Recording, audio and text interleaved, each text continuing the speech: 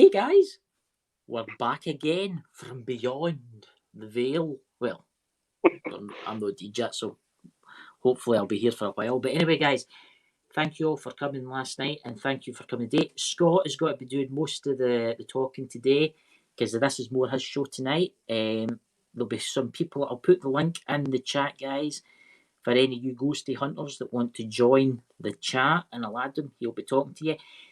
Second of all, guys, I would really appreciate it if you went to Tinfoil Cap Co and checked their site out because they're helping our channel and stuff like that. So I'd really help it. Oh, there's Luna in there too. I'll post the link shortly. So without further ado, I will hand you over to his mightiness, his greatness. It's like, what do you call it? Already a rumble thing here. Without a wetsuit. Without a wetsuit. And none of that talk tonight. Well, see, since I'm kind of running tonight, Chris, there's a couple of conditions. Good evening, everybody. Sorry. Welcome to our happy hour and a half or so. I'm just going to lay down some ground rules for Chris. I hope everybody's well, safe, and have had a pleasant day or evening, wherever you may be. So, conditions tonight, Chris. Oh, don't start. We were out today, and we're doing this country road. And to get back on the main road, you need to cross a bridge. So Chris was in front of his car, and there was a herd of cows, a group of cows. Somebody let them out the field.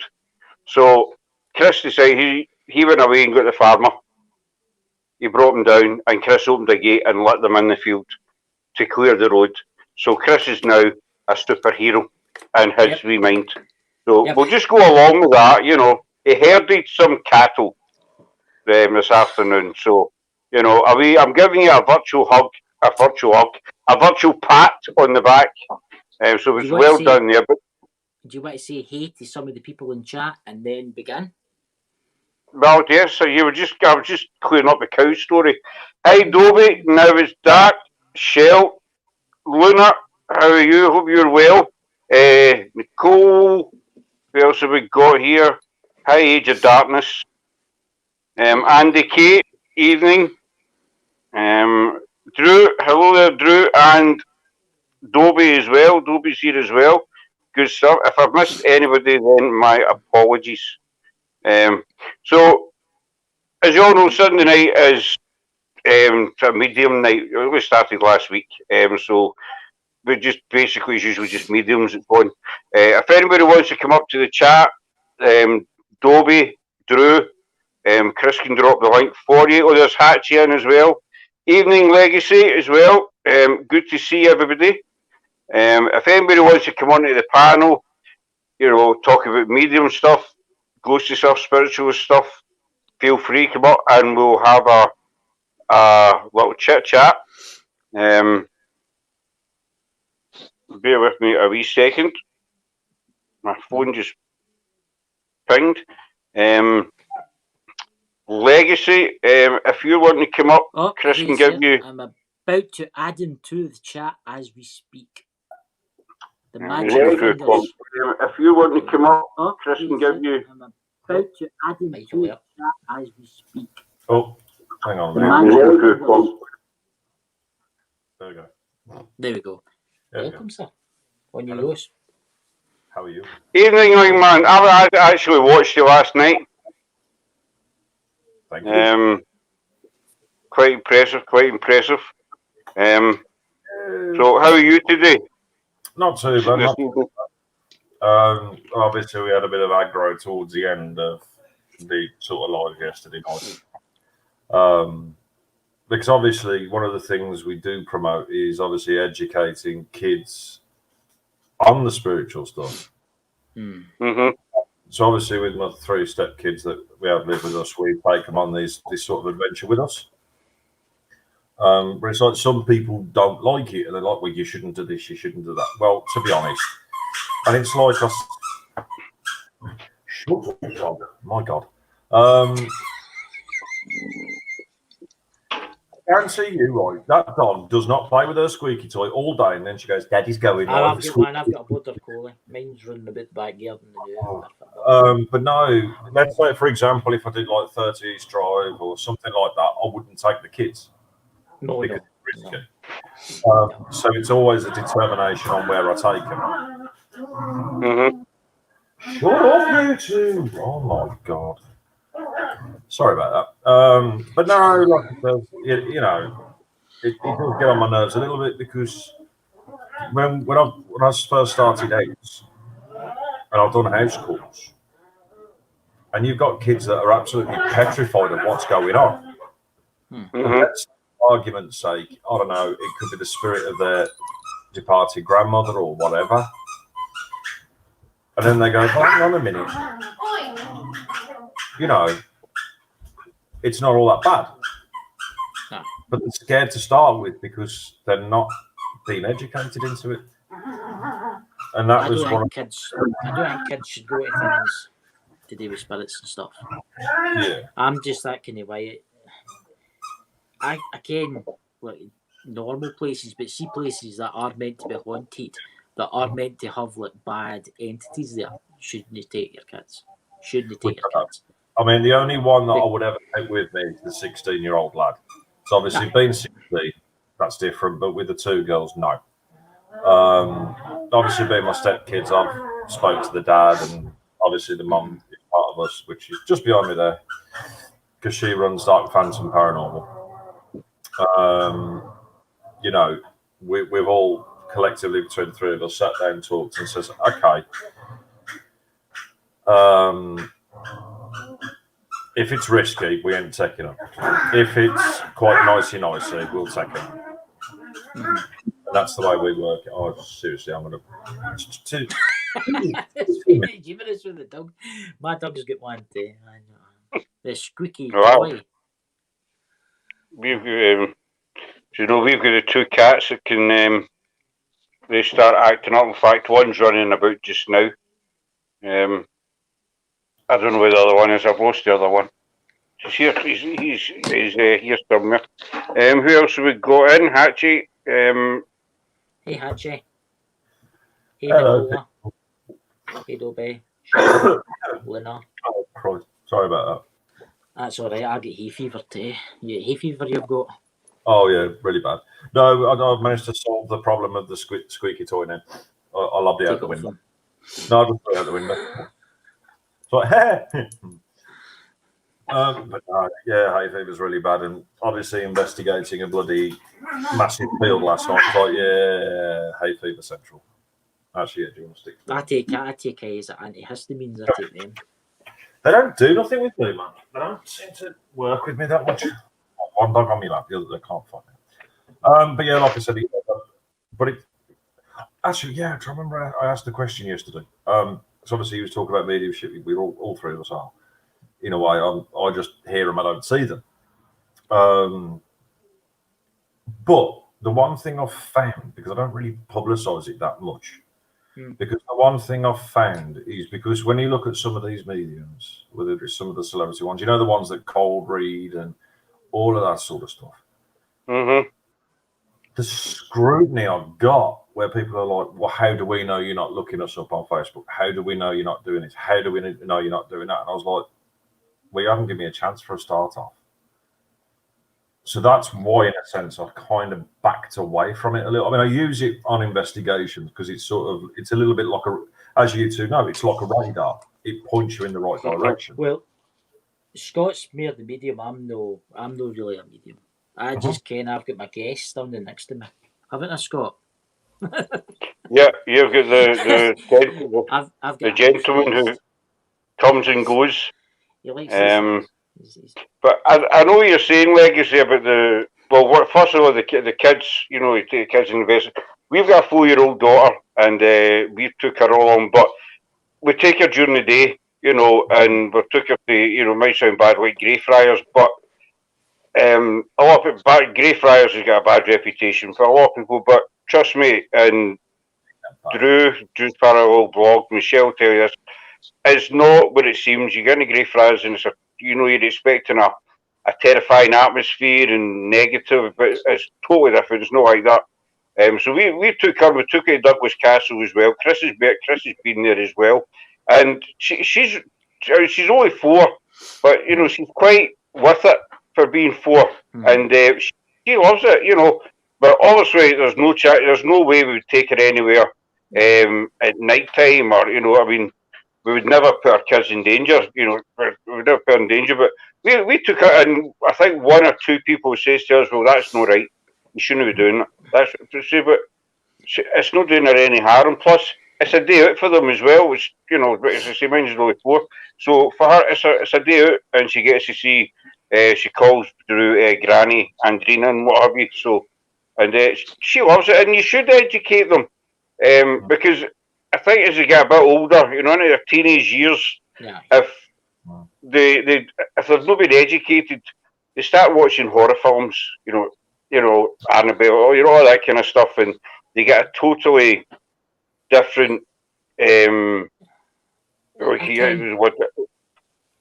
different. That have played the Ouija board in the graveyard. Well, that's it.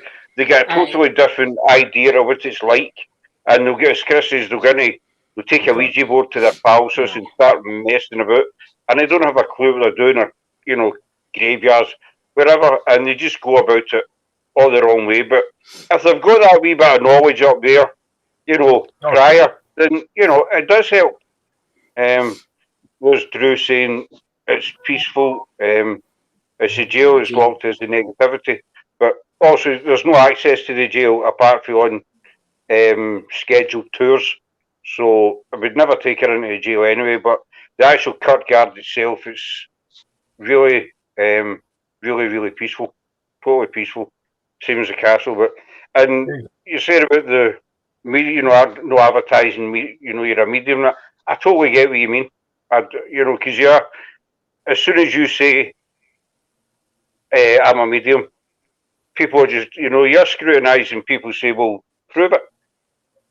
Well, I can't prove it, you know, just with that, you know, because you know yourself, it's down to the spirits if they want to talk to you. So somebody might say, you know, prove you're a medium. Is my Uncle Harry still kicking about? And, you know, and you know, so you can't just say, he's standing beside you or whatever. So no, I totally get what you mean. There's the one who. Where's she going? What? Luna had.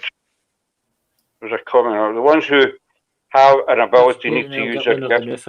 There's Luna there. I was just doing that company that's the link's in there, Hatchie, for the company it backs us now. But I used it in the right way, not for a competition, but there are ones who make it. I mean, to be honest, I do fully agree with that one because, I mean, it was like a specific YouTuber on web, and as you know, with me, I don't mention names. And his methods, even when it came to the house calls, his methods were not the best in the world.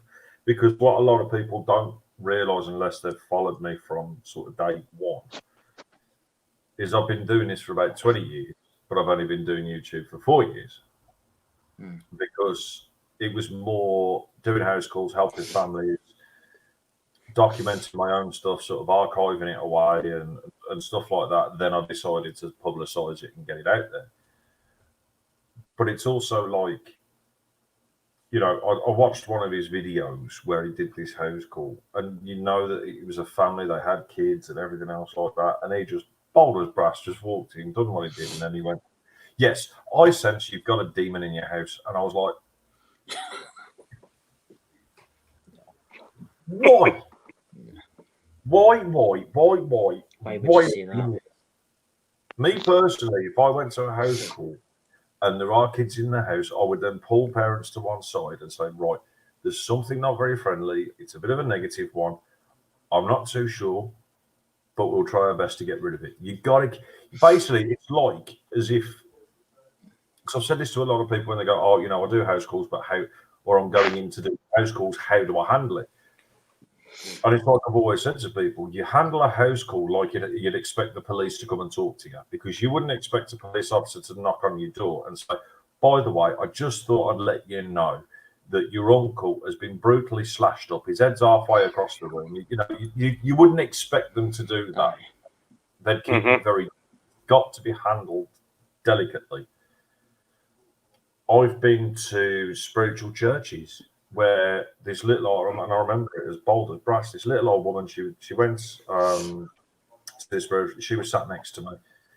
She never told me anything. She just sat there, and then obviously the medium was talking to her, and he was feeding it. The way he was talking, I just sat there and went, you know, when you have that thought in your head, and mate, stop feeding for answers, please, because it slowly starts to get on my nerves and do me head in. When I'm like, no, don't feed for answers, don't.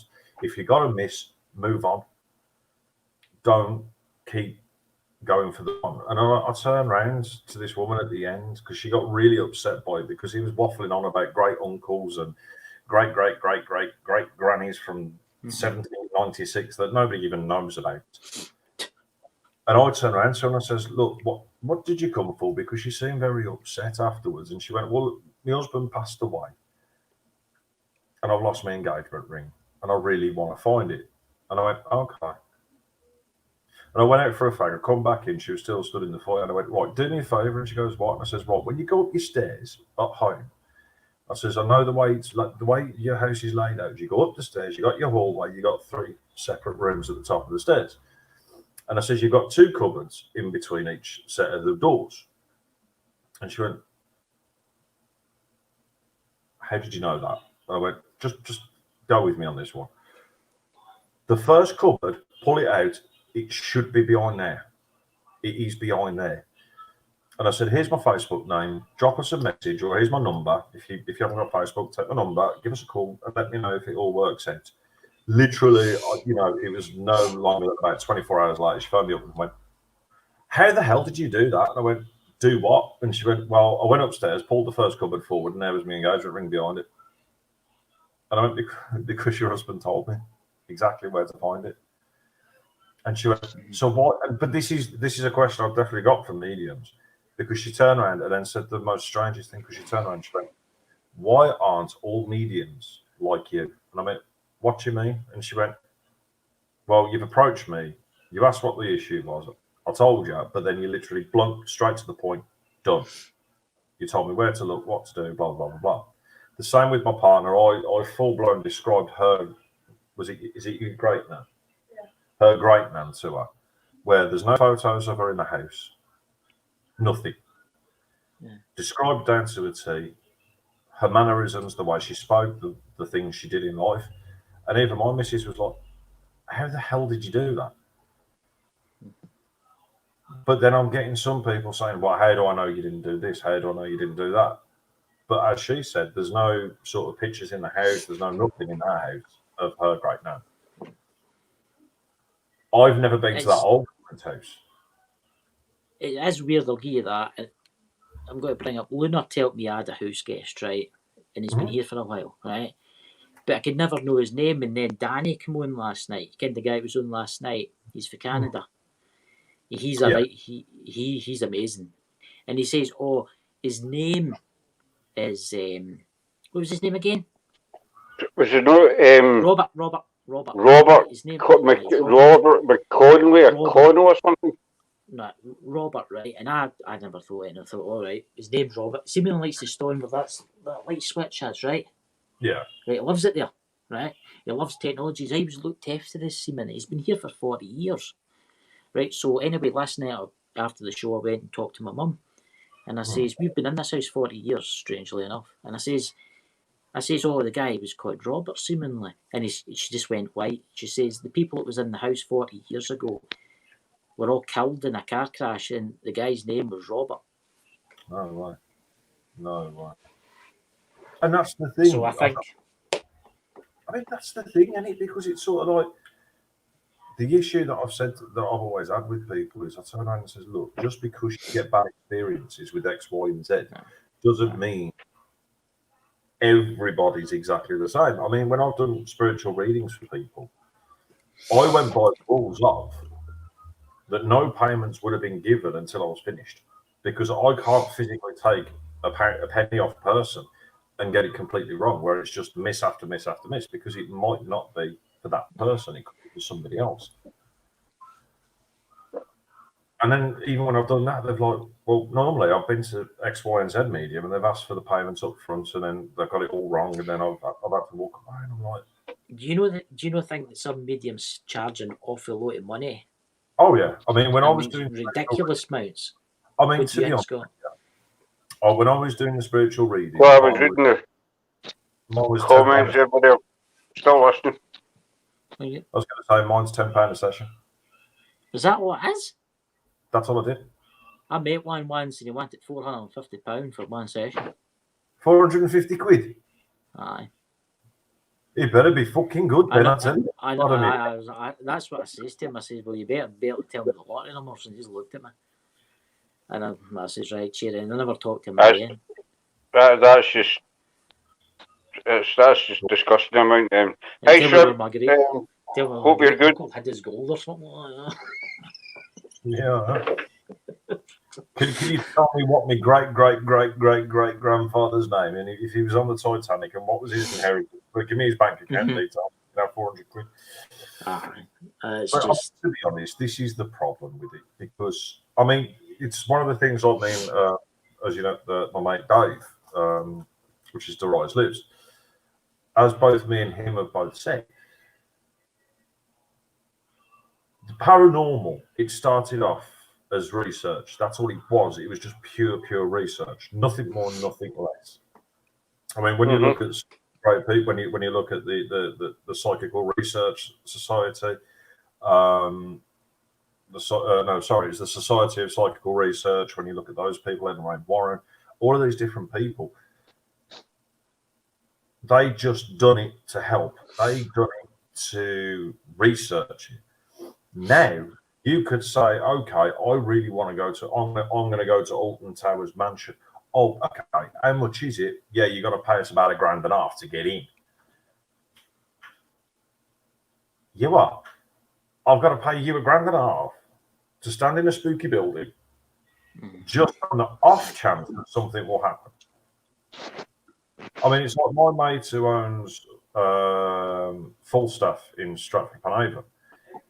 All he does with me is he'll turn around to me when I go up there to visit him, because he's a friend of mine, and he does it for a lot of people as well. What he usually does is, if he knows they're paranormal investigators and researchers, what he'll say is, okay, pay and do the ghost tour that we do at the end, because obviously it's a museum during the day, and then it's like he does like an hour ghost tour at the end, where he tells all the ghost stories and everything.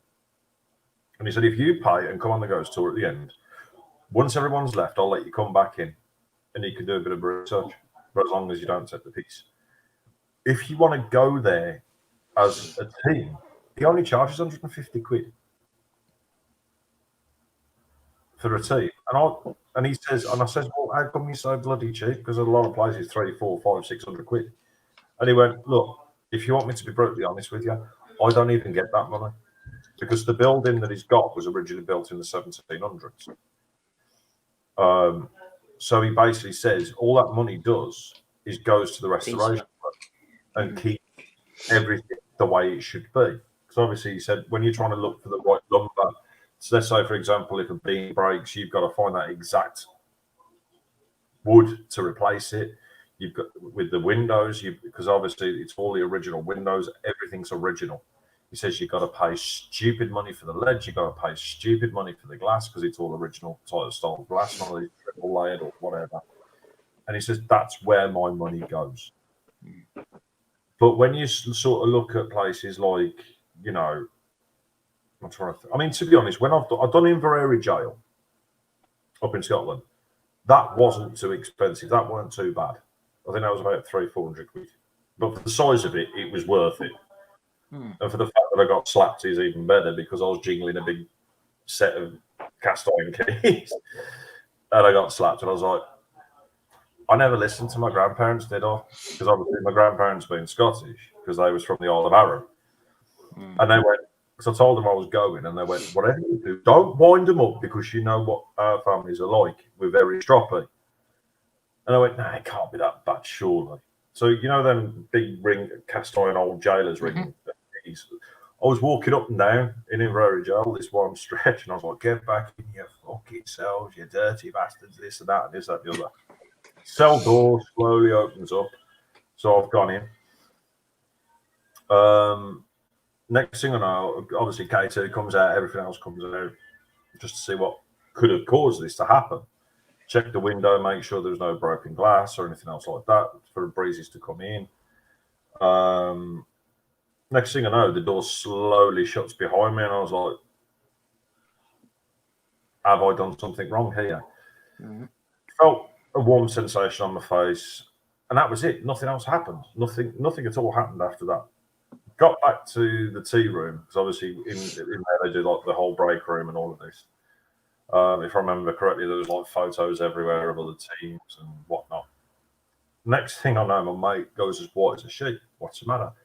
Takes a photo of my face, and there's literally a handprint like that. And I went, I should have listened to my nan and granddad, because I think I might have upset somebody now. And he went, are you willing to go back in that room? No, you're all right. I'll happily stay away from that room now. But no, Inverary Jail was such an amazing location. And it wasn't very, very...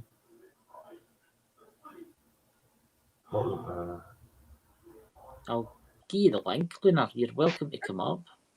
But no, like I said, it is an amazing location. It wasn't that expensive. But the point I was getting to is that when you look at locations, whether you look at readers, whether you look at people who build equipment, it'll probably cost them, I don't know, say 50 quid to build a piece of equipment. And then they're selling it for ridiculous. It's like 150 SLS cameras. I mean, I can pick up a Xbox 360 Kinect, because that's what it uses. Mm-hmm. I've got one. For covered. 5-10 quid, you can pick one of them up. Tablet, if you've already got one, if not, yeah, that's going to be a little bit expensive. Power supply, you can get 50-60 quid for any of them. I've seen them. I've seen folk building them. And some of them, I mean, I asked for one, and I said, bam. I've seen them for sale, the full set up for about £400 or £500. But this what is do you think, Scott? Sorry, what was that? I've just... He's falling asleep there. No, these two... I've got these two bloody cats, and I'm trying to watch them do... They're doing the back of the tail, so I've been trying to watch what they're doing, because I've got a wee tendency to eat wires. I'll give you this. It was quite weird the day we were up at my local graveyard, right? And it was Scott that says to me, I might be getting more open, because when I was wondering about the old bat, it was weird. I could see somebody jumping from stain to stain, right? But it wasn't there. It was in my head. Well, this is the thing. I mean, it's like I said to a lot of people, is as soon as this lockdown had happened, it started to affect people in different ways. Hauntings, my God, they increased. They got bigger and more hardcore. Folks stuck in their houses. I mean, it's like I said, it's not just that. You've got to look at all the energy. Mother Nature takes back what she gives out. So you've got to think, at the point where we're talking major lockdown everywhere, no cars, no planes, no trains, no buses, no nothing. Next thing you know, Mother Nature gets to recharge her batteries. All the natural energies start recharging. So then you got hauntings coming out through the God knows what. You got people in the chat if they could put your link in for your channel, please. Yes, asking. Yes, I can. But it's like I said, So, I mean, to be brutally honest, Chris, if we look at it as, is there a potential for someone to open their third eye? Yes. The more you definitely look into the paranormal and the more you dive into it, the more you get engrossed into it, the more there's a possibility that third eye of yours is going to open. I've noticed things. I've noticed things. It's weird. I'll be in people's houses and I'll be, there's an orb, and it's no dust, because you'll see it, because it'll go in a line, it'll stop me, it'll shoot up, and you'll be like, and then I'll start up a conversation with them in their house. They'll be like, is this house haunted? Oh, we don't talk about that. You're not allowed to talk about that here.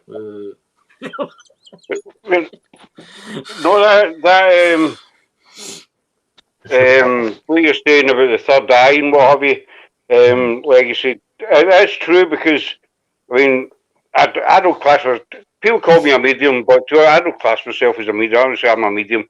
I just do what I do, as I've said on lies, many times. It all started with me years ago, about 25 plus years ago. And it was silly things like, also back then there was no mobile phones, and the things like the landline would ring, and I would know who was phoning before we picked it up. Yeah. And obviously that's your mum, and I say to my ex-wife, that's your mum on the phone, and she would say, "How do you know that?" I said, "I don't know, I just know," and I'd know what people were going to say before they said it. Maybe, for example, my ex-wife and me was sitting, and it came out of my head, 10 minutes time, she's going to ask, "Do you want a Chinese?" And sure enough, she'd say it, and this kind of went on and on for a couple of years, and I didn't really bother about it. I did, carried on normal life. But then I started to look into spiritualism, started going to spiritualist church, reading books, watching documentaries, and I found then, it was, excuse me 2 seconds, I've got this wee pain in the neck, keeps crawling up me. I found then, after I started kind of studying and watching things, that I started to notice more. I would pick up on, if somebody was around me, or I would be walking down the street and I'd get a mental picture of how that street was maybe 200-300 years ago. Yeah. Or, past an office building, but I wouldn't see the office building. I'd maybe see an old, maybe Tudor farm or something like that, if that makes sense. That's the best way I can describe it. It's just, And so you're right, the more you, and with Chris, I think because he's been, around, like I say, Drew, myself, and whatever, he's starting to learn more and accept more, and that's he's subconsciously opening up, if that makes sense. Yeah, it makes perfect sense, because it's like I said, you've got to imagine that, because when you look at babies and children, they see spirit more than we do, because they're not tainted, they're still learning, they're still absorbing information. But as you grow older, and then you got to think of work and daily life stresses and stuff like that, you slowly start to come away from that side of reality. Now, people like myself, and now you, Chris, and a few others that have been doing this long enough, all know is as soon as you start tapping back into that side of reality, as they class it as the alter state of reality, that's when that sort of side of your brain sort of reacts and responds and goes, hang on a minute, I remember this. I remember this sensation. I remember this feeling. I remember the ability to do this. And it starts sort of opening back up.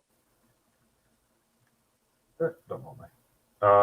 So, yeah, I will say, the more you're sort of diving into it, the more you're getting into it, the more you probably are going to find that things are going to start happening, even if it's, as mad as it sounds, a lot of people are sensitives than they realise.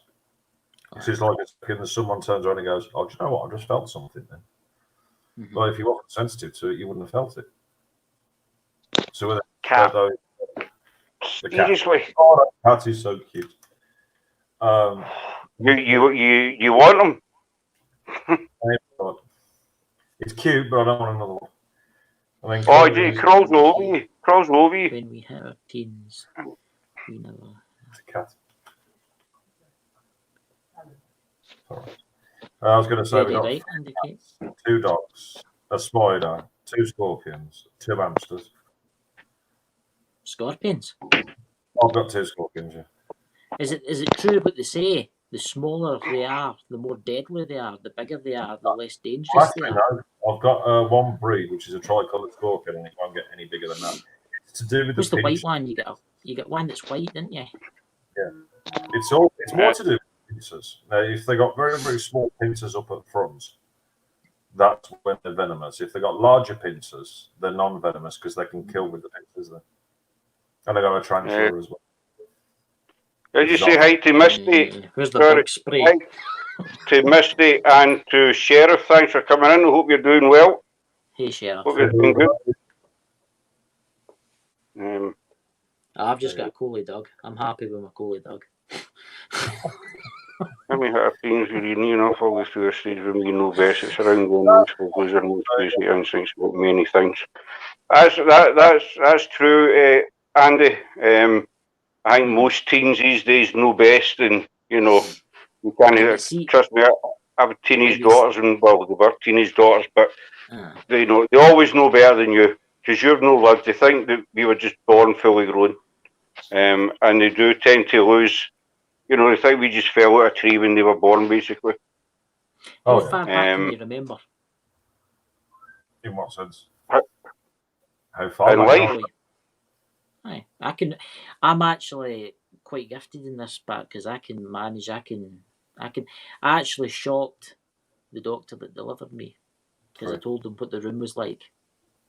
3. I can remember as far back as 3 years old. Right. What about you, Scott?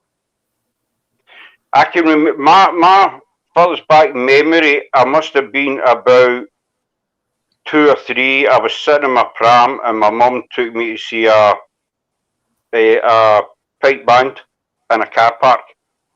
I always remember, and I remember the pram. It was a blue pram, and to see the foot bit. I mean, I'm going back quite. I'm 54, so this have been back in the late 60s. And there was a big metal foot plate that was in the pram. That's the furthest back. Well, the earliest memory I've got, but I remember as if it was yesterday. I know the doctor that delivered me because he still stays in my village to this day. He's no a doctor anywhere, but he's an old guy now. And I was talking to him one day, and I says, "See the room you delivered me in? It was a hospital near me, just next to my village." And I says, "Out of curiosity, was it green tiles that was in the delivery room?" He just looked at me and he went, "Aye." And I says to him, "One of the nurses used a kind of like birthmark on her eye." And she says, "Aye, that's such and such," because you knew them. And I says, "I can honestly remember, it's in patches. It's like in, how can I say this? It's like in flashes, right? I can remember this whiteness, right?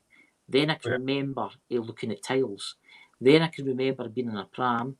And then I can remember around about 5-ish when I started to remember everything. So it makes you wonder. I don't know whether it's past life, but I remember when I was a kid, I was talking to me nan, and I described this house down to the wallpaper, the carpet, everything. And I turned around to her and I says, I think I was about 6 or 7, and I says, "Have you ever took me there before?" And she went, "Well, no.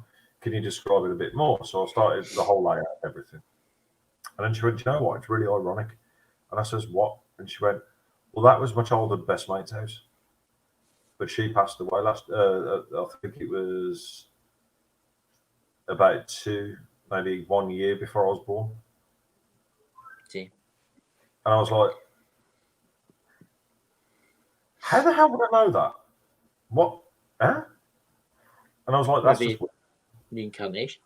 This is the thing. And then I saw it. Then my nan always said to me, she goes, "Well, this is the way we've got to look at things. So every time a person dies, another's born."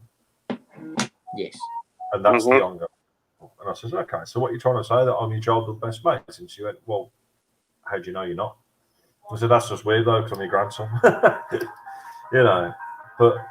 it was weird. But like I said, when I was 3, I remember certain bits and pieces and stuff like that. But it's like my nan used to tell me that when I was about 1 or 2, I would stand up in my cot having a full-blown conversation with something that's not there. Yeah. And then it was after, when I was about 5, because I was still doing it throughout my childhood, and she says, "Who are you talking to?" And I mentioned this name. For the life of me, I can't bloody remember now. But it turned out that it was her mum, which would have been my great nan. It's all I said, because she thought it was like an imaginary friend, and then she says, "Well, what's his friend's name?" And I said it, and she went, "Okay, that's actually my mom." And I was like, "Oh, okay, cool." You know, but this is the thing. This proves a point that that kids are gifted from the get-go. But the second thing is, are all children's best imaginary friends actually imaginary friends? There is only one thing that kind of annoys me slightly, right, about all this supernatural stuff, right, is that I'm so grateful to Luna and Danny telling me about my guest, right, that pings about my room, pings about my house, right, but at the back of my mind, I was awfully close to my grandmother when she died, right, she had dementia, but she was 96, but anyway, I was awfully close to her. I mean, she was like another mother to me. And it's weird because I've managed to contact the deed guy that's in my house, right? Right, but I've not been able to contact my grandmother. You see, it's weird that. I think the way we look at things is. But no, again, I will see them again. Personally, my grandmother, she won't leave me the frigging hell alone. But that's my fault because I turned around and said, "Is there life after death? Or do you think there's life after death?" My nan's exact words was, "Well, I'll tell you what, then when I pop my clogs, I'm going to freaking haunt you." And she did. But also, when we look at things, it's like with my grandfather, he's never really been around. I mean, on the other occasion, I'll smell something like him and all of that. But sometimes I think you've got to think sometimes they're just enjoying wherever they are too much to. I think that's maybe what it is. What Luna did say to me. The great bingo. She says there's what Luna did say to me is that there is a woman that visits. Then she goes away. So I'm thinking it's maybe her. Well, one of the theories. I think it's her. While I've been doing all these different studies, I've eventually started giving different spirits names, as I like to call it, my scientific name. And it's like the best way I could describe that one is what I would call a watcher, where they'll just come, watch over you, and go. You know the ones. It's in a way like just popping in to make sure that you're doing okay and you're fine, and then they just bugger off. But at the same time, it's like with the other halves, great man, Rocky. It's become now where she loves to wind me up now, doesn't it? Because it's sort of like because me and my missus, we play fight like there's no tomorrow, and then all of a sudden I just get this tut in my ear, and then I'm like, I even say to her, "Oh, why did you just tut?" And she goes, "No, I didn't." Oh, it's her grandmother again. It's her great grandmother again. You know, and my nan will keep grabbing her arm every time she's being naughty. But you know, and this is the thing, and this is where the beauty of it all comes in, because I don't want people to think, whether it's your audience or my audience or whoever's audience, that the paranormal has to be scary, because it's not. The amount of beautiful stories I've heard and helped people with. That's the other side to it. That's the side I like. See, I think, it's weird because I went to see a medium many, many years ago, and the stuff that he told me was just incredible. She told me stuff that nobody on this planet, she told me stuff that even my wife at the time didn't know, because we never discussed it. And she told me my dad, came through and described him bang on. And it was actually, she said it was my dad that was encouraging me to study, spiritualism, and I had a gift. But since then, and even this day, I don't pick him up. So I've got the kind of feeling that he was hanging about for a reason, to give me that message, and then he's went to the light, and he's happy and content, the same as my grandma. And to me, when you pass over, if you're contented to pass over, you accept it was your time and what have you, and you've no, as I say, unfinished business, that famous unfinished business one, you're happy to get into the light, then you see him again, when your time comes, and occasionally they might pop back if you've got some kind of problem or there's something weighing on your mind heavy, they might pop back and maybe just give you a wee nudge or something, or a wee sign, I'm still here, I'm watching you, but, go on your own, basically.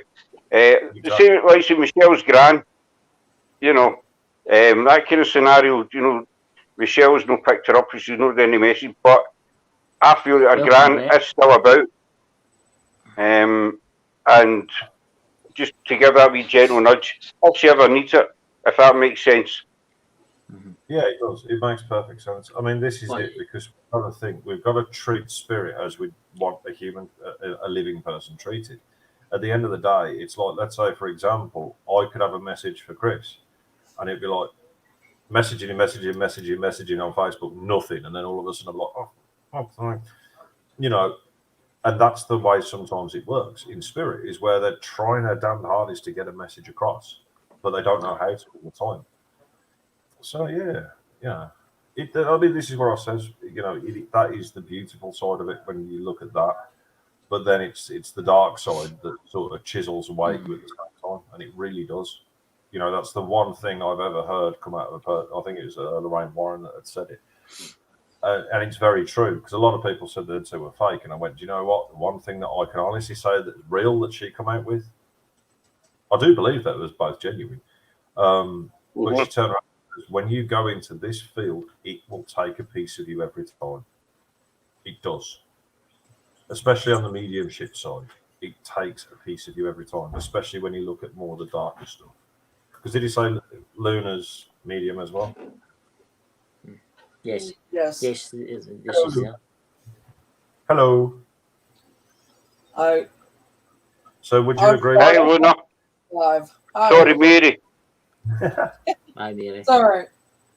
So would you agree with that? That being sort of medium wise, when you deal with the negative side, it does take a piece of you every time. Negative is not. I don't deal with negative. I just push it away, and like I was doing Spirit Box last night, and I got some negative, a really nasty one, but I pushed it away. I don't associate with negativity. I don't like to be around negativity. I'm an upbeat person. I think the more negative you put into things, the worse your life gets, the worse your abilities get. You draw that. Whatever you're around, if you run with negativity, you're going to draw in negativity. If you're with positive people and you're around positive, you're going to draw in positive. Oh, yeah. I 100% agree. I mean, unfortunately, when it comes to house calls where there has been something negative, that's the only time I've had to sort of say, right, now I've got to allow this in to get. That's the soon-to-be 16-year-old that investigates with us that you just briefly saw in the background that then shot off. That was fast. He was like speed of light. I know, but as soon as you get the camera on him, he's like, no. But like I says, when you do house calls, obviously when I'm out and about in the field doing random investigations like I do, then I tend to just, shove them out of the way and say, look, no, I don't want this. Can you please leave me alone? But when it's a house call, that's when it becomes different, because this is where obviously Warren found it very, very difficult, because she had to, there he goes again. They had to do the house call to save people's lives. I mean, when you look at the devil, that you got that famous haunting that they dealt with, the Perrin family. And yeah, I agree 100% exactly what Luna's saying, is that it then opens you up to both sides of the spectrum. Because then it means the negative goes, oh, well, hang on a minute. I know he knows that we're around. I know that he can understand and hear us. So we're going to jump on him as well. And that's the point when you have to go, I'm not here to talk to you. Right. I'm here you got to tell them that they need to leave, exactly. that they're to leave you alone. You don't associate with negativity, and you push it totally away. Exactly. I mean, cannot touch you. You always believe that negativity cannot touch you, and it won't. Exactly. I mean, I will not let any negativity or any negative spirit mess with me. They already know better. That's all I got to say. Mm-hmm. I mean, I don't deal with them lightly. Oh, it's all right. When you just said that, you just reminded me of a film that I was discussing with Brad on Naked Zombie yesterday. Oh, Christ. No, because obviously when I do Naked Zombie, we talk about paranormal and all of a sudden it just drops massively off topic. Mm-hmm. So I don't know whether you've seen the film. Oh, we have nights like that. Yeah. Oh, it goes days like that. Oh, it goes well astray. It does, and when she just Scott. About your concept.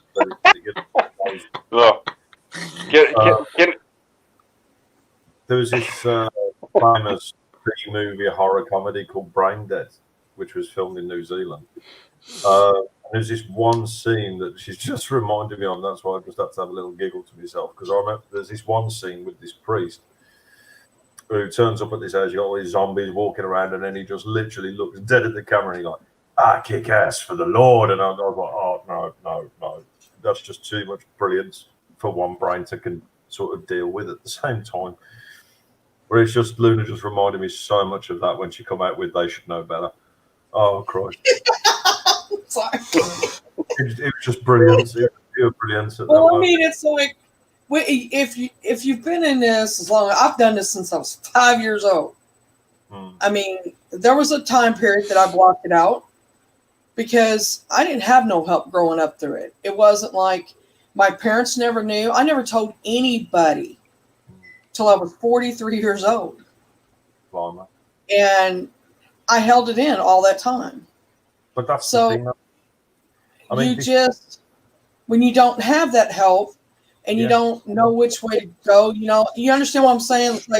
It's like you don't know how to deal with it or how to associate. All right, Jim, whatever. Associate with it. But I've always been one to push negativity away. I mean, I'm not going to say there was a time in my life that I was perfect or anything like that, because I'm never perfect. But everybody has a point in their life where they have negativity, regardless. And it's just, I have fought so much negativity over the years that I don't play well with it. I push it away, and I'm done with it. I don't want to be around it. Don't want to associate with it, especially in people who has passed to spirits. And I consider them people because they once was us. Yeah. And we will one time we will eventually be them. So I treat them as if they are us. I don't treat them as spirit. I treat them as people. I may say spirit, because I don't know their name, but it's just, you have to do it with the spirits as well as you do in real life, and being human as we are with the negativity. You have to push it away out of your life, because if you do not, it can destroy you. Oh yeah. Literally. Yeah. Yeah. Can I just cut in and say, Shrimp Shack, sorry to hear that. Hope you're okay. What happened? You're right, Shrimp? One of his friends was found. One of his friends passed away a few days ago. Found in his house. Oh, bloody hell. Sorry to hear that, Shrimp Shack. Sorry to hear that, bud. Hope you're okay. And can I just say, Beth, can you keep wetsuits out of the conversation, please? Sometimes I'm just posting your sometimes you can. I was going to say, if you can do the second one as well, that's my other half as well. No problem. Sometimes you can pick up on a spirit that's passed, like recent as that. But a lot of times it takes some time to come through or to understand how things work. I have found that it takes them at least a good 3 weeks, 4 weeks to sometimes longer for them to come through, because they don't understand. It's like, well, especially if they died violently or if they died suddenly and didn't expect it, it's harder for them to understand what's going on, and it takes a minute. Have you guys found that to be that way? Oh yeah. Mhm. I mean, to be honest, it's like I says with investigations. I mean, we could go on location, whether it's at a building or wherever, and you could be trying. There's a specific spirit there, and you could be trying for hours and hours and hours to try and talk to them, to try and get them to tell their story. And you know what? 2 hours later, two hours later, there you are. They turn around and say hi, get a bit of their story across, and then all of a sudden they disappear again. Because the thing is, it's also pushing on the levels of energies that spirit has at the time. There's some Shack Yeah. saying. He was an artist. We had one of the paintings, and it fell off the Sorry wall. to hear that, some Shack. Oh, right. Sorry Sure, to I would hear say he's just letting you know he's there. Definitely. Wow. Well, anytime you ever need us, you know where we all are. Visited Yeah, we're all here for you, Shrimp. If you need to chat, just drop us a wee message. anytime, mate. That's what I mean, Jim. Like you had a bond already with her, and she knew she was going to pass. And people who know they're going to pass, like my father knew he was going to pass. My mother did too, for that matter. But they kind of have an understanding, well, especially if they know anything about. Personally, in my family, people who has passed before, they come to greet them. They're there waiting for them to pass. And they see them. My mother's seen her brothers and sisters. My father called the night before he died. I was young. I was 16 when my dad died. And the night before he died, he called my half-brother and told him goodbye. And I said, what do you mean goodbye? And he says, I'm not going to be here. And I said, what do you mean you're not going to be here? He said, I'm just telling you that I love you and I'm not going to be here.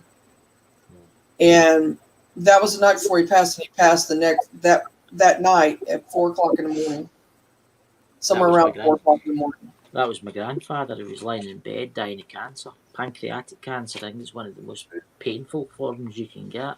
Yeah, it is. And he says to my mum's sister, he says, I'm going to be going away the night. And he says, what do you mean? Because I'm going away the night. My mother's here, painted to the corner of the house. But there's nothing there. Yeah. He says that night he passed. Yeah. My dad knew. I mean, he knew days before he was going to pass that he was going to pass. And I think he even knew exactly when. And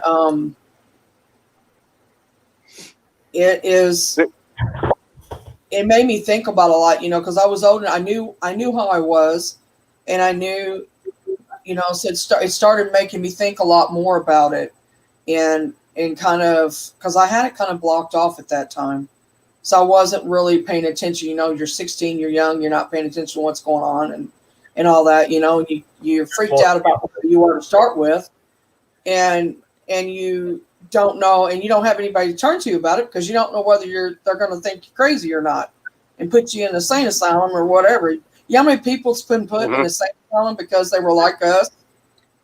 Because nobody believed them?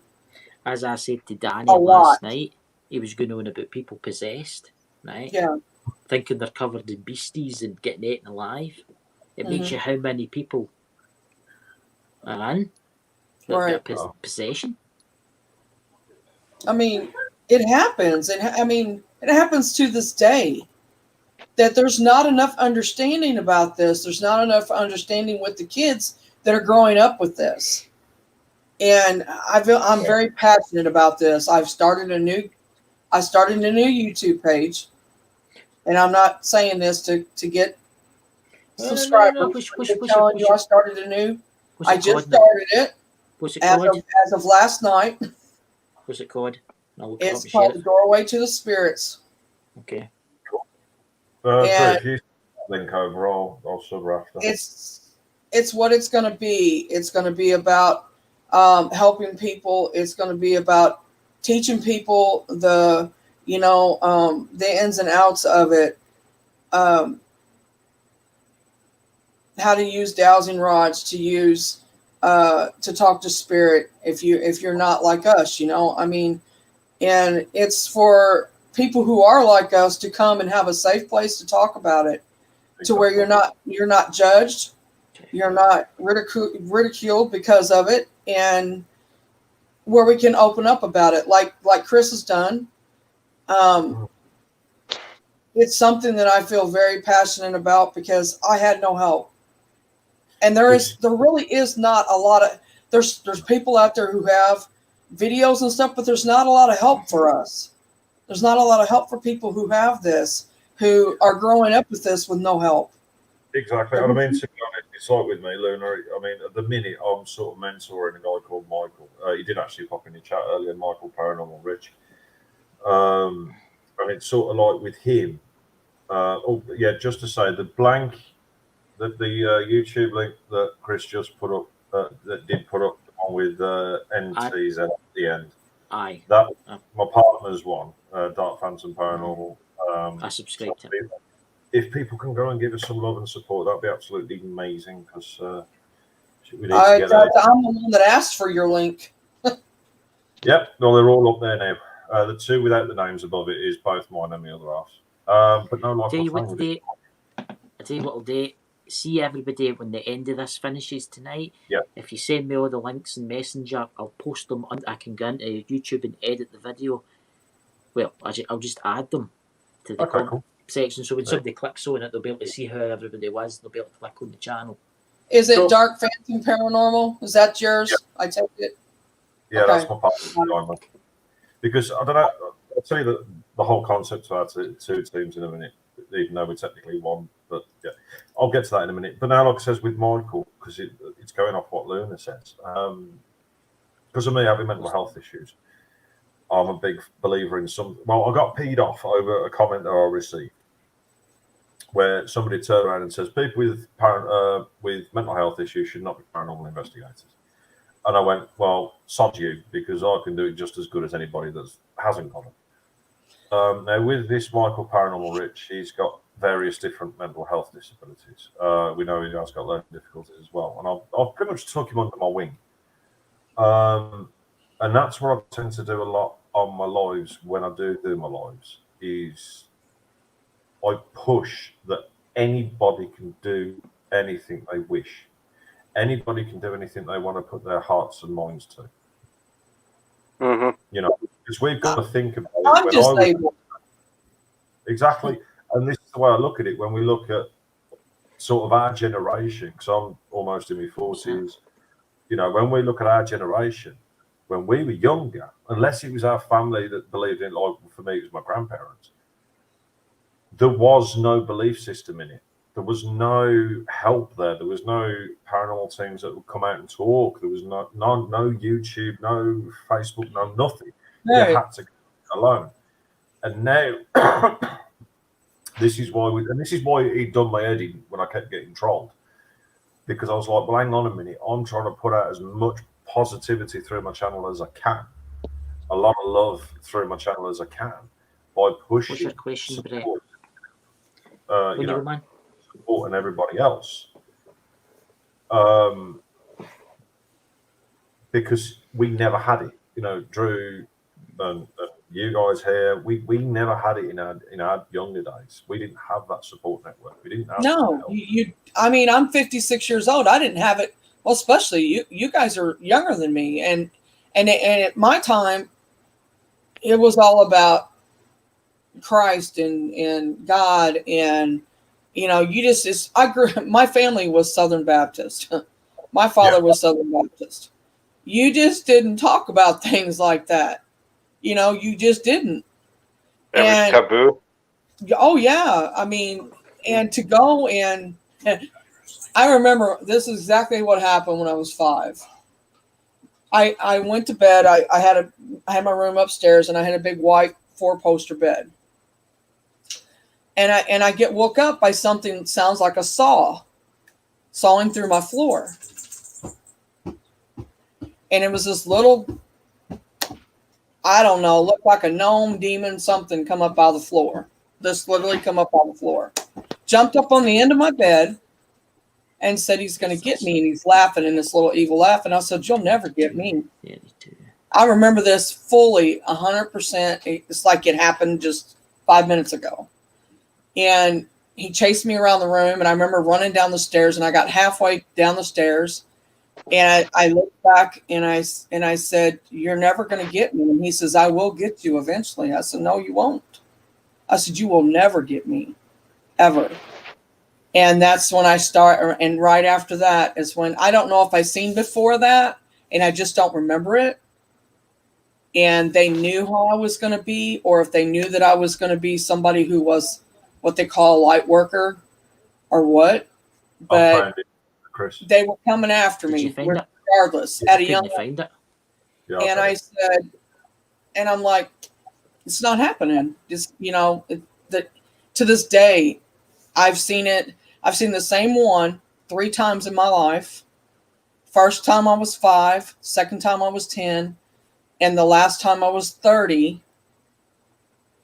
And at the last time when I was 30, I told him, I said, it's time for you to give up because this, whatever you're trying to do is not going to happen. I'm grown. It's not going to happen. You're to leave me alone. And when I did that, it hasn't been back. Right. Brett has a question. In between that, I've seen a lot of other things. So when you go, what's that with Brett's question? Right. Brett's question is, what's your thoughts on angels or spirits that help people in need?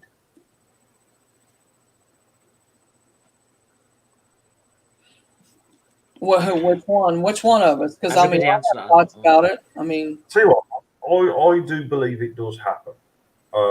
Because I mean, obviously you got that very famous photograph of that horrific car accident where you got that sort of winged, sort of lighted figure. But actually, I don't usually talk about this, but I think it's very relevant, so I might as well. Saying on, like I said, about having mental health issues.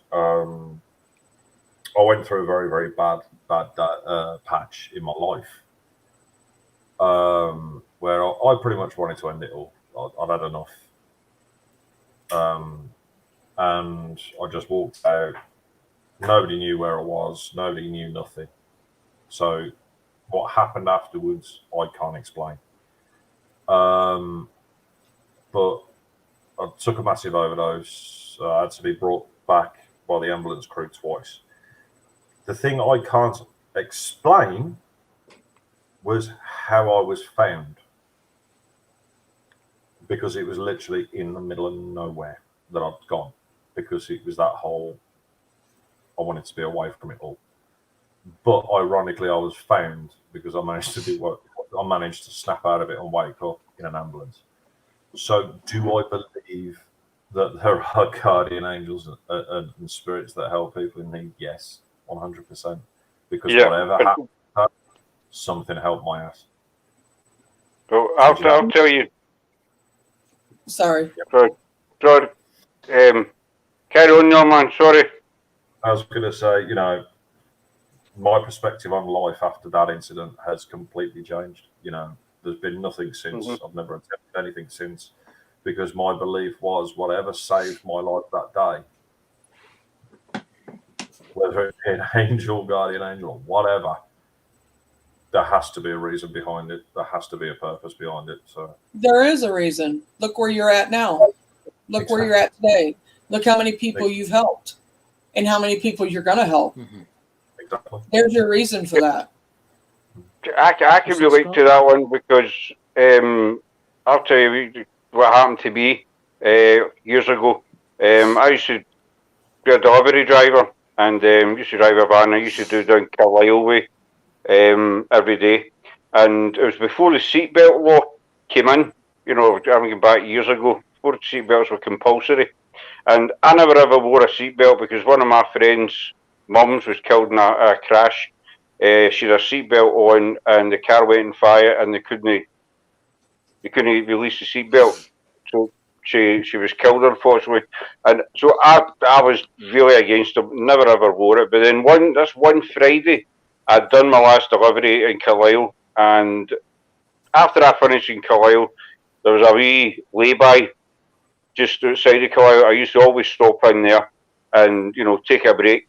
So this one particular Friday, I stopped in the lay-by, and I was just sitting, and I was just about to set off to come back up to Glasgow, and something kept telling me to put my seatbelt on. It was just this back in my head, put your seatbelt on, put your seatbelt on. And it continued for 5-10 minutes. So I put my belt on and I set off. I was about 30 miles to Glasgow on the motorway, and I hit a contraflow. The motorway went down to one line, so I was at the back of the line. And I just, I stopped. As soon as I stopped, I saw this wee white van came up the left-hand side of me on the hard shoulder, and I immediately thought, cheeky bastard trying to jump the queue. Seconds after that, there was an impact on the back of the van. This other van came into the back of me, and he was doing about 70 miles an hour. He destroyed the back of the van. I get shunted into the car in front. There was about 5 or 6 cars all shunted together. The front of the van was destroyed. The van was just a mess. So the police were there, obviously the emergency service, and the policeman says, if you hadn't been wearing your seatbelt, you would have been through the windscreen.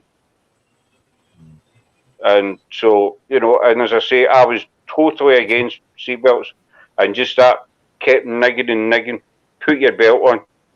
And possibly, I'm not saying I would have been killed, but I would have had quite a few injuries. But it says you would have been through that windscreen if you hadn't had your belt on. So I can relate to that, that there is, some people call them guardian angels, some people call them spirit guide, people with different names, but there is, someone there, or, keeping an eye on us. They don't always interfere in our life, but if we're in times of trouble, then they'll kind of step in and give you a wee sign or a wee kick, as I said earlier on. So I do believe there is, call it an angel, whatever, but there is somebody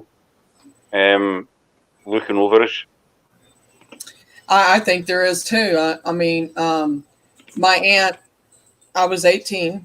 My aunt had leukemia. She was down to 86 pounds in the hospital. They told us she wouldn't make it through the night. And her brother-in-law come in there, which he's a religious man. He come in there and he prayed over her and put a prayer cloth underneath her pillow. Well, when he done this, they all fully expected he pretty much give her last rites, told her it was okay to go. The family told her it was okay for her to pass and stuff, because she was sleeping. And she woke up about early morning, somewhere between 4 and 6, somewhere in there. And she told him, she said, I'm hungry. She said, I want something to eat. She hadn't want. I mean, they were shocked. They were like, oh my God, she hadn't ate or any. I mean, she was 86 pounds. And so the doctors come in, they called the doctors, and the doctors come in and they were like, you want something to eat? And then she said, yes. And they said, well, let us do some tests first to see. They tested her. They could not find leukemia anywhere in her system. They triple tested it. Still to this day can't find it. This is the God's honest truth. My family all can tell you this. The place was full of the family thinking she was going to pass. She's my mother's sister. She was a twin. And told us that she had seen the family there, and the family had told her that it wasn't her time. The woman is 94 years old, great shape, has took very good care of herself over the years. She's the only one living out of 11. And she just stopped cleaning the church that she went to, which is the church to the one that prayed for her that night, as of, I think, last year, all because she had to have a hip replacement that she went through with flying colors. This woman doesn't even look her age, but she's a walking miracle. And then my son at 16 got hit by a car. at 30 miles an hour on a bicycle, point blank. Never had no time to stop. The guy, I felt sorry for him. The indented the whole front of his vehicle with my son's body.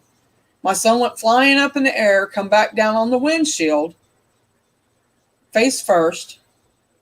They said he went about 10 feet up in the air. I mean, there was witnesses to this.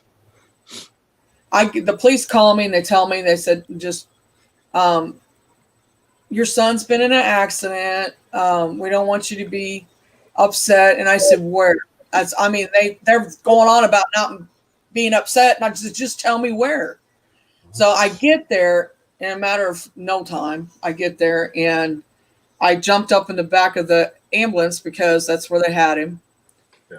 And I looked at him and they had him in a neck brace. And I'm thinking, oh my God, he's busted up. I thought the worst, you're going to think the worst when your son gets hit by a vehicle that's dented in the front with his body. And the bike was mangled. And it didn't do nothing but cut his eye. Just the top part of his eye. Little cut. He had no bruises. He was sore, but he had no bruises. He, in all rights, should have been busted up.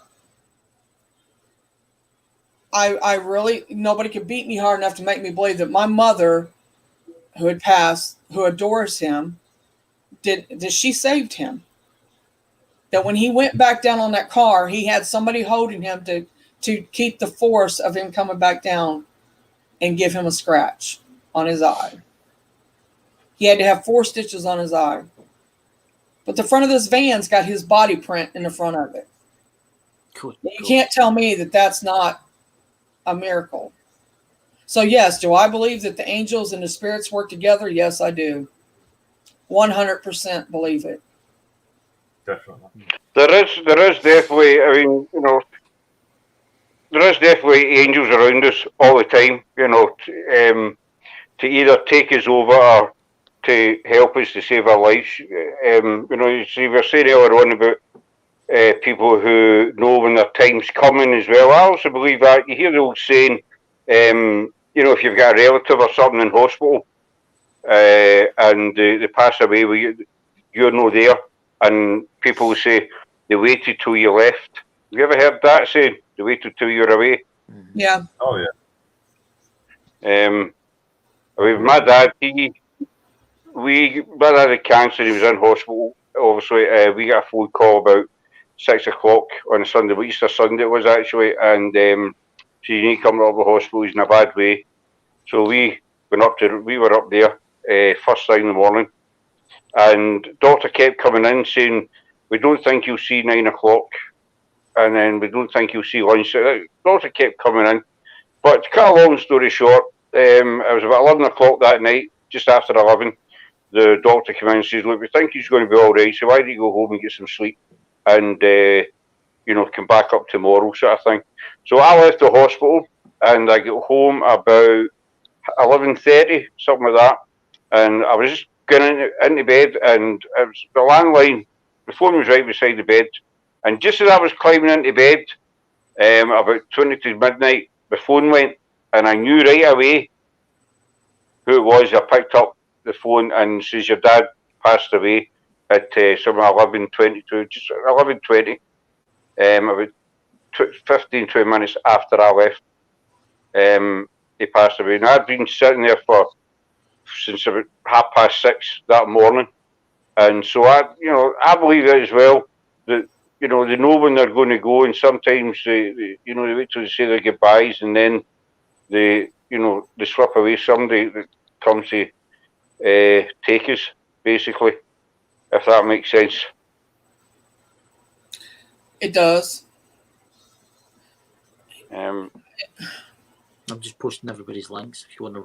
That's what drives me crazy. Is that the one thing that drives me crazy the most is that they think that because we're a medium or because we talk to spirits or because we're involved in the paranormal, that we don't believe in God, that we don't believe that there's a higher power. I believe that God is the universe.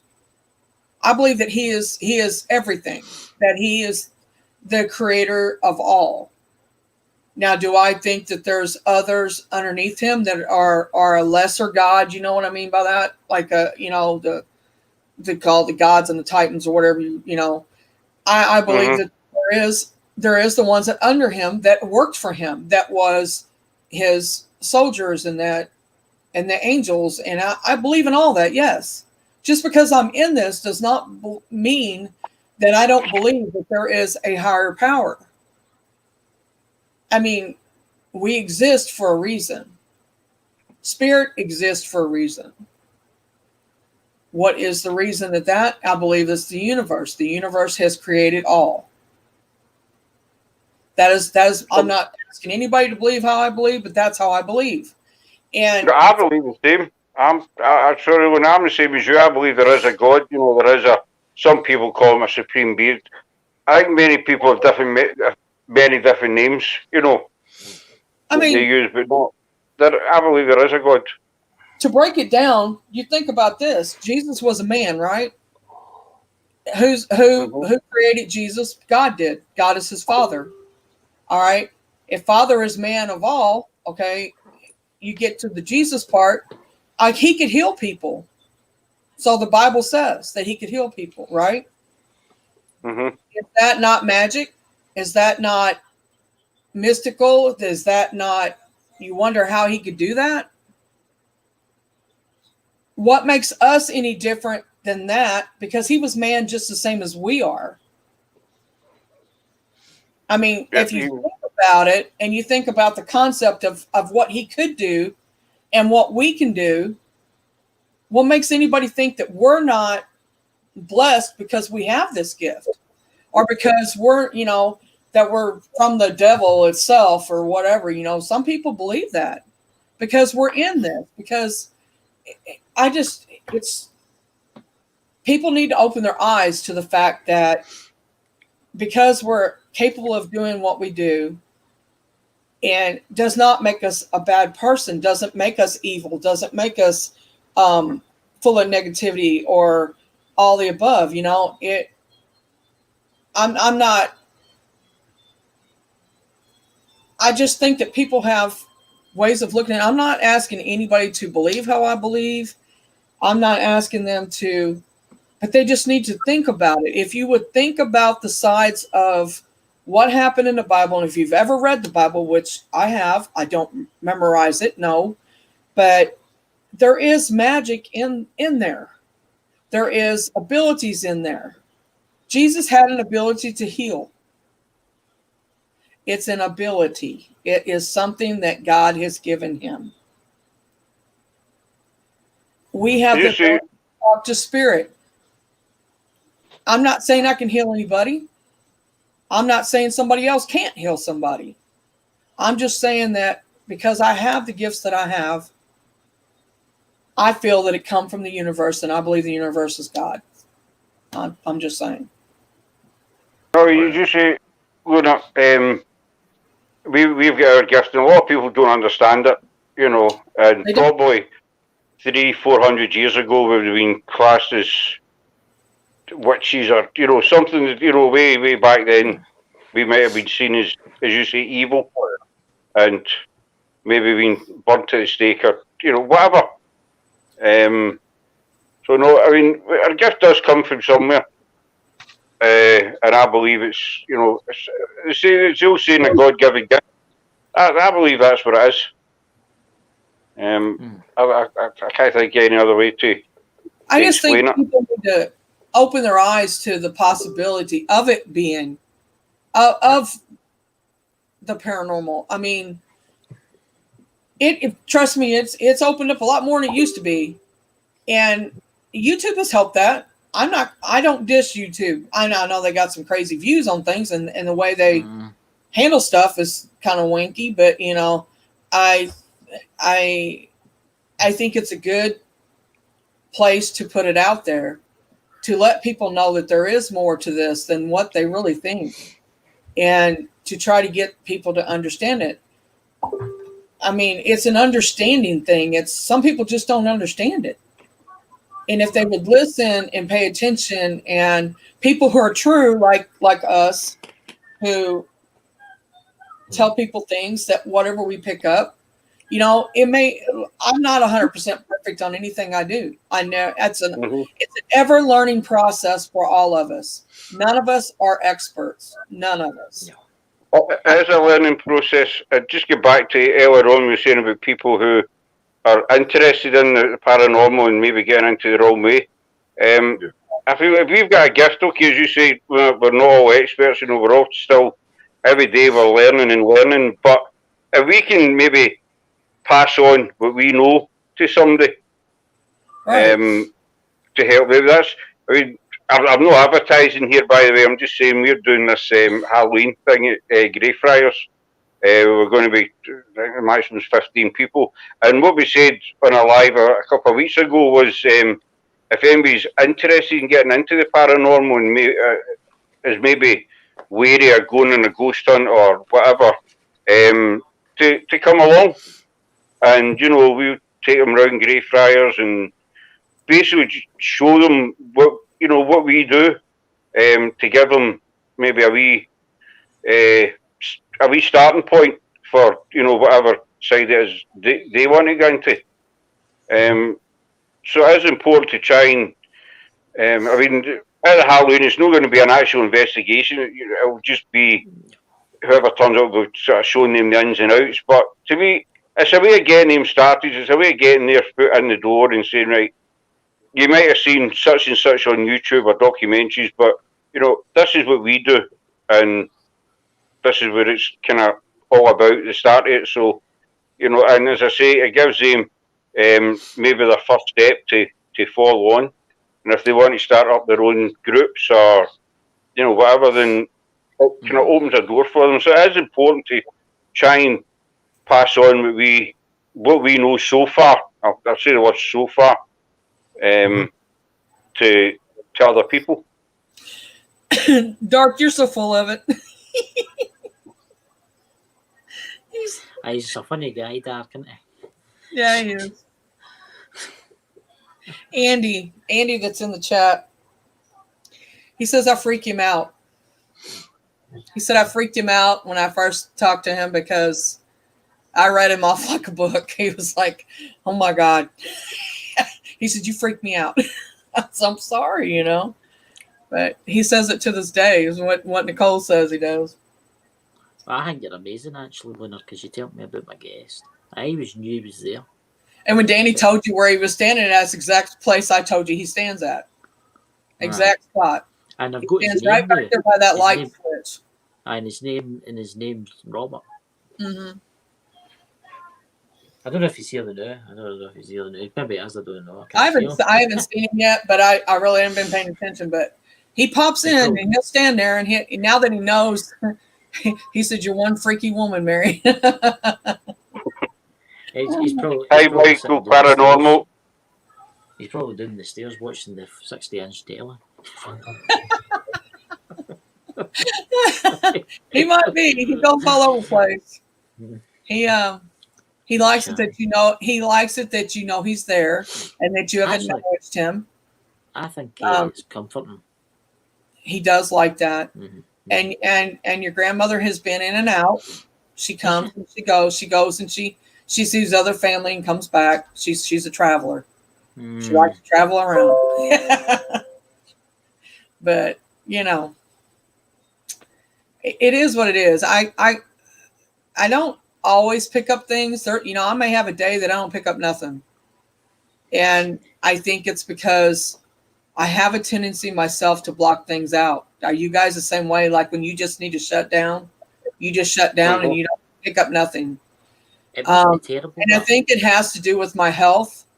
It's because there's days that I don't feel good. Like I wasn't feeling good this morning or this, well, I call it morning because I just woke up, but, and it takes a minute for me to get to feeling better, but I think it has to do with how you feel too. And you're going to pick anything up. See, I could sort of turn off, but then the other side, you know, it depends. I mean, people expect mediums to pick up stuff every time they go out, and you know yourself. It's not like that.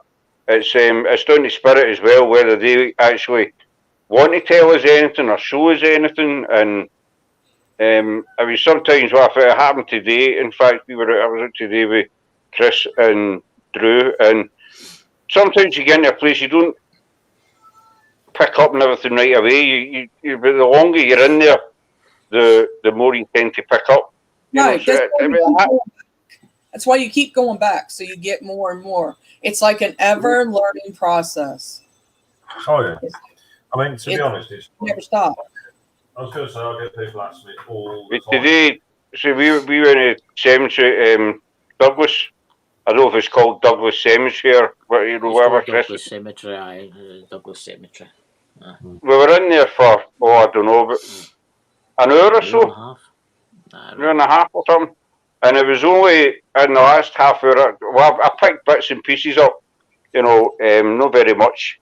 But it was only in the last half hour I says to Chris I was getting a positive feeling. I said an outgoing feeling and feeling a go-to person. Man, he was a go-to person. Turned out Chris says it was his granddad, great granddad. Yeah. No, I think it was my grandpa, my first grandpa, my father's father. I can read people like really, really well usually. Like Drew, I picked up on her immediately. Me and Dark, the first time we met each other, he picked up on me and I picked up on him. It was instant. And I did the same thing with Scott, pretty much. There's been others, that I have. And I knew when he come on panel. I don't know your name. What is your name? John.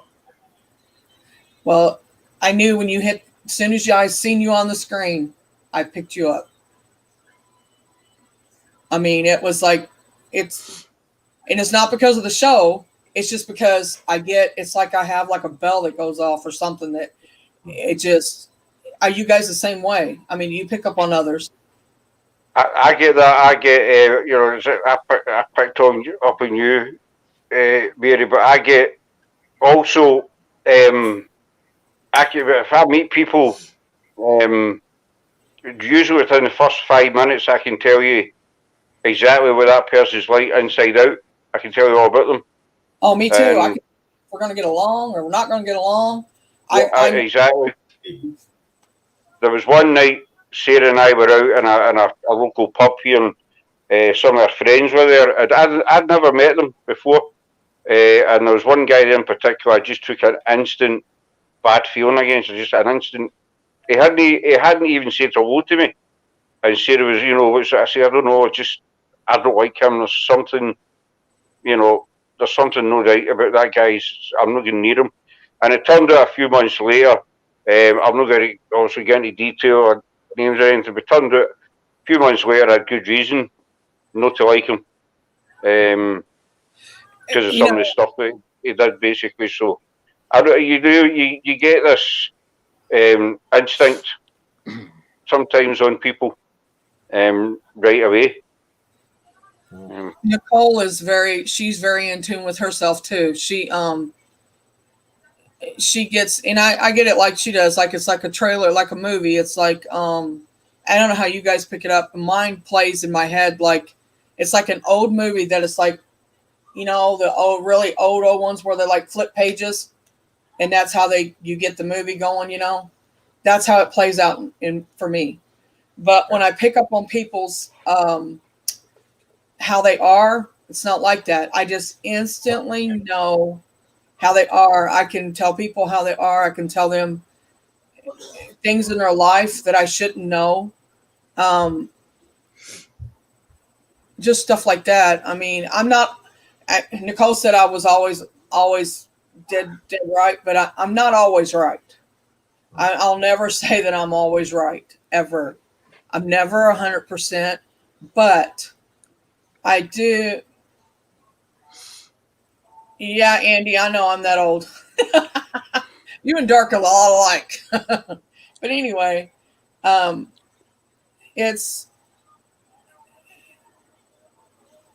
I don't know. You know, it's just something that we know. It's something that I know that I mean, I got haters on YouTube because of it. Because, you know, I mean, I knew from the start, as soon as they hit, I mean, I don't even have to see their face. I can pick them up when they hit chat. Mm-hmm. Literally pick them up when they hit chat if they're there to be a friend or if they're not there to be a friend. If they're going to start trouble, if they're not going to start trouble.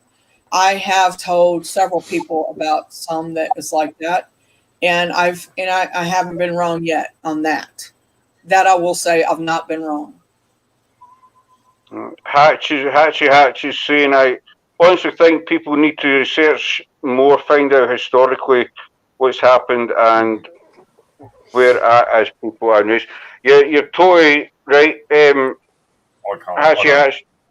I think it is important to find out the history of whether it's people, race, you know, culture, even castles, buildings, you know, cities and stuff. And again, I'm not advertising. That's how we said. That's how we're paranormal in history, because I think it's important to combine the two. I mean, me personally, I would rather do the history afterwards. Me too. I don't want to know anything about it. I go in blind. I go to a library every year that I didn't mean to interrupt you guys at all. I go to a library every year that is the second most haunted library in the world. It's on the registry. It's about a mile from me. I knew nothing about this library before I went there. I didn't want to know anything. I went in it blind. If you're like all of us up here, we would rather do it that way, because that way it's validation when you do find out that we are true, that we are what we say we are, and that we know what we know because of who we are and because of our abilities that we have. So I agree with going in it blind. No, I do as well. I don't mean, you know, if you're going to a particular location to do a history in that location. I mean history in general, you know, whether it be a country, a city. I mean, Sarah Ovich is not here tonight, obviously, but if I'm going to a certain place, like the first time I met Chris, I was going to Douglas, and I don't want to know anything either about that particular spot. As you say, if you go to that spot and you pick up stuff, then it does give validation of what, you know, what you're saying, and validation of what we do. But no, I was just meaning, like say what we do, you know, we cover the history of Edinburgh and stuff, you know, stuff like that. That's what just history in general, really.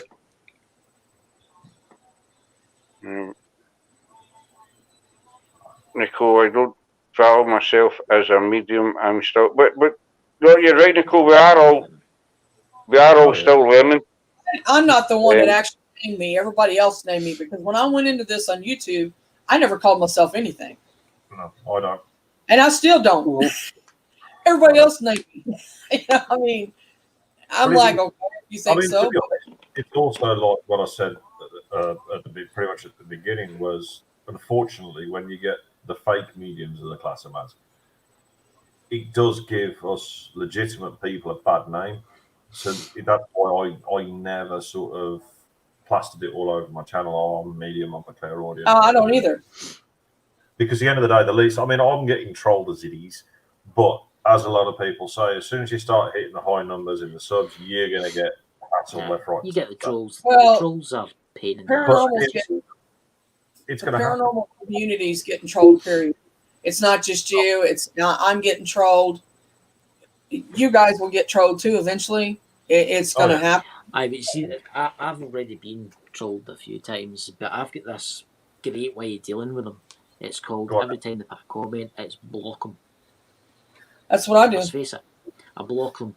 But, you know, it happens, but this is the problem, though. I mean, when you look at people who are just starting out, I know. I mean, obviously, I know there's a lot of drama going on right now with two people. Obviously, I don't mention the names, but there's two very specific people where it's very back and forwards. And then I got dragged into it last night. As you know, whoever was, I think you said, Scott, you was watching me last night, and I got dragged into the middle of that. I was like, well, to be honest, brutally honest with you, it's nothing to do with me. I speak to the said person all the time, and I know he didn't do nothing.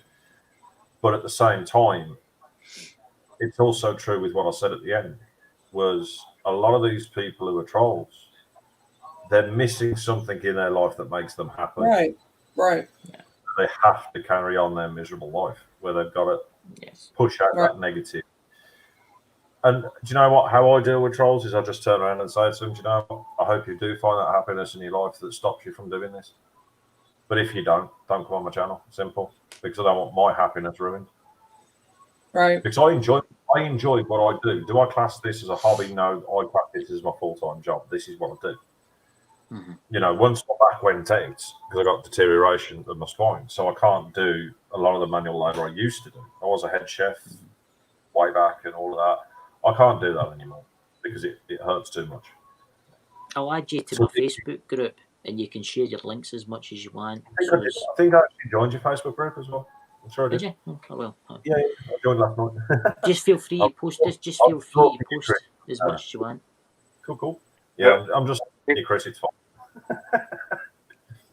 But we are going to get trolls. You know, it's unfortunate. The paranormal world does come under a lot of scrutiny. You know, we're going to get trolls. You're going to get people who want to doubt you, people who want to put you down, and it's part of what it's part of what we do. And as for the medium word, you know, I don't comment it the same as yourselves, because I think, as you say, as soon as you tag yourself as a medium,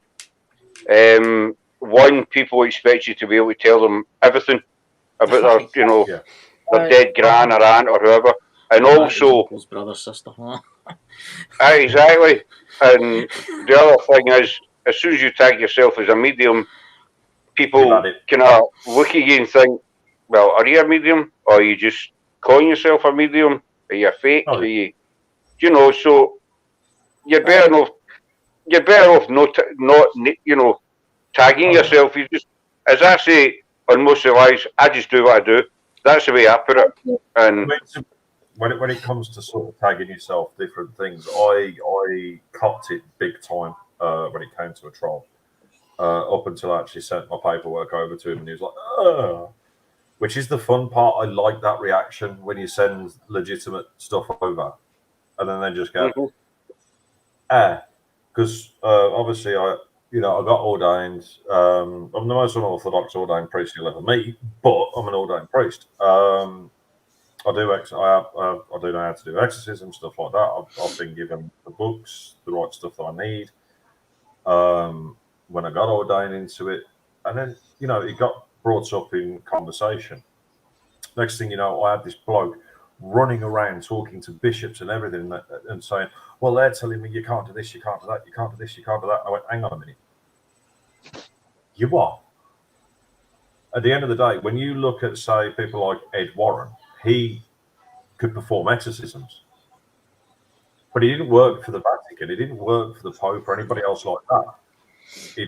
If you can do it, if you have the ability to do it, if you have that training. I mean, I had a priest friend of mine who taught me how to do these things. And I said, "Does this mean I've got to wear the dog collar and all of that?" And he goes, "No, because you are you. But if you can save lives, if you can save people while you're doing this, that's where you're doing that work." I mean, don't get me wrong, I'll be tattooed to the eyeballs and God knows what else. But he turned around and says, it's about what you're doing. You're saving lives. Possessions, yes, they're very much real. Demonic entities and demonic spirits, yes, they're very much real. And you know what? As mad as it's, and yes, you're very right, Dobby, Ed was a demonologist. And it took me a good 15, 16 years to even study demonology. But at the same time, I'm still learning. There's still stuff I don't know. You'll never stop learning. You never stop. But the thing was, like I says, with that one troll, he was like, "Oh no, you're not ordained, you're not this, you're not that." So I just sent my paperwork over and went, "We'll read that then." And he literally just took one look at it and he was like, "Oh, I'm sorry, I didn't realise." And I went, "Well, this is the problem. You didn't ask. You didn't realise nothing." They automatically judge. Exactly. And, you didn't realise it. And it's the same for mediums. I'm sorry, but Luna, Scott, me, we don't have certificates and paperwork to say that we can hear the fucking dead or see the dead, part of my language. But I'm terrible for swearing. But at the end of the day, we don't have this paperwork to say who we are. Chris, you don't have it's coming out your backside saying I'm a fully trained paranormal investigator. It doesn't happen. Don't get me exactly. It's when you see, it's when you hear people saying, "I'm a professional medium," and I'm a fully trained up medium and what have you, and you don't get a diploma in mediumship, or whatever you want to call it. You don't go to medium college or anything. It's just something you do. It's something you're born with, and it's up to you whether you want to follow it or leave it. But you don't go to medium school and do exams and stuff. I've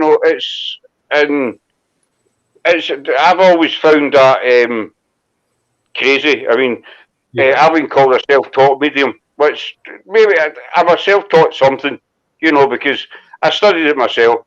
I used to go to Spiritualist Church in Glasgow every Sunday, the big one, and as I've said many times on live, thing we start at 7. You could go in there at 6 o'clock for a cup of coffee, cup of tea, sit down and chat. And I used to do that every week. I'd go in and just sit down and talk to people who came every week. And you got to know, the same faces, and you would talk to mediums and that, and you'd pick up wee bits and pieces every week as you went along. And I'd read books, watch the odd documentary. And that's how I learned. I didn't go to medium school and sit an exam on mediumship or anything, I think the mediumship schools, I like to go learn to be a psychic, I think is ridiculous. You either have it or you don't have it. I was born with it, same as y'all was born with it. The one thing that actually did shock me, I don't know whether you three have heard about this, but there's one thing that did actually shock me. I think it's over in the UK, but I don't know if they have it everywhere else. But there was this one thing going around where you could train to be a paranormal investigator. You're paying close to about £100, mind you, to do these lessons in paranormal research and all of this. And I was like, so what do you get at the end of it then? And this guy turned around and says, when you get to the end of it, we'll give you a certificate and everything to say you're a fully fledged paranormal investigator. And I went, you what? And I then had to test the guy who was running it, and I says, okay, can you name me 3 different types of hauntings? And he went, well, a haunting's a haunting, isn't it? And I went, no. Okay, well, we'll scratch that one. Are demons just demons? And he went, well, yeah. No, they're not.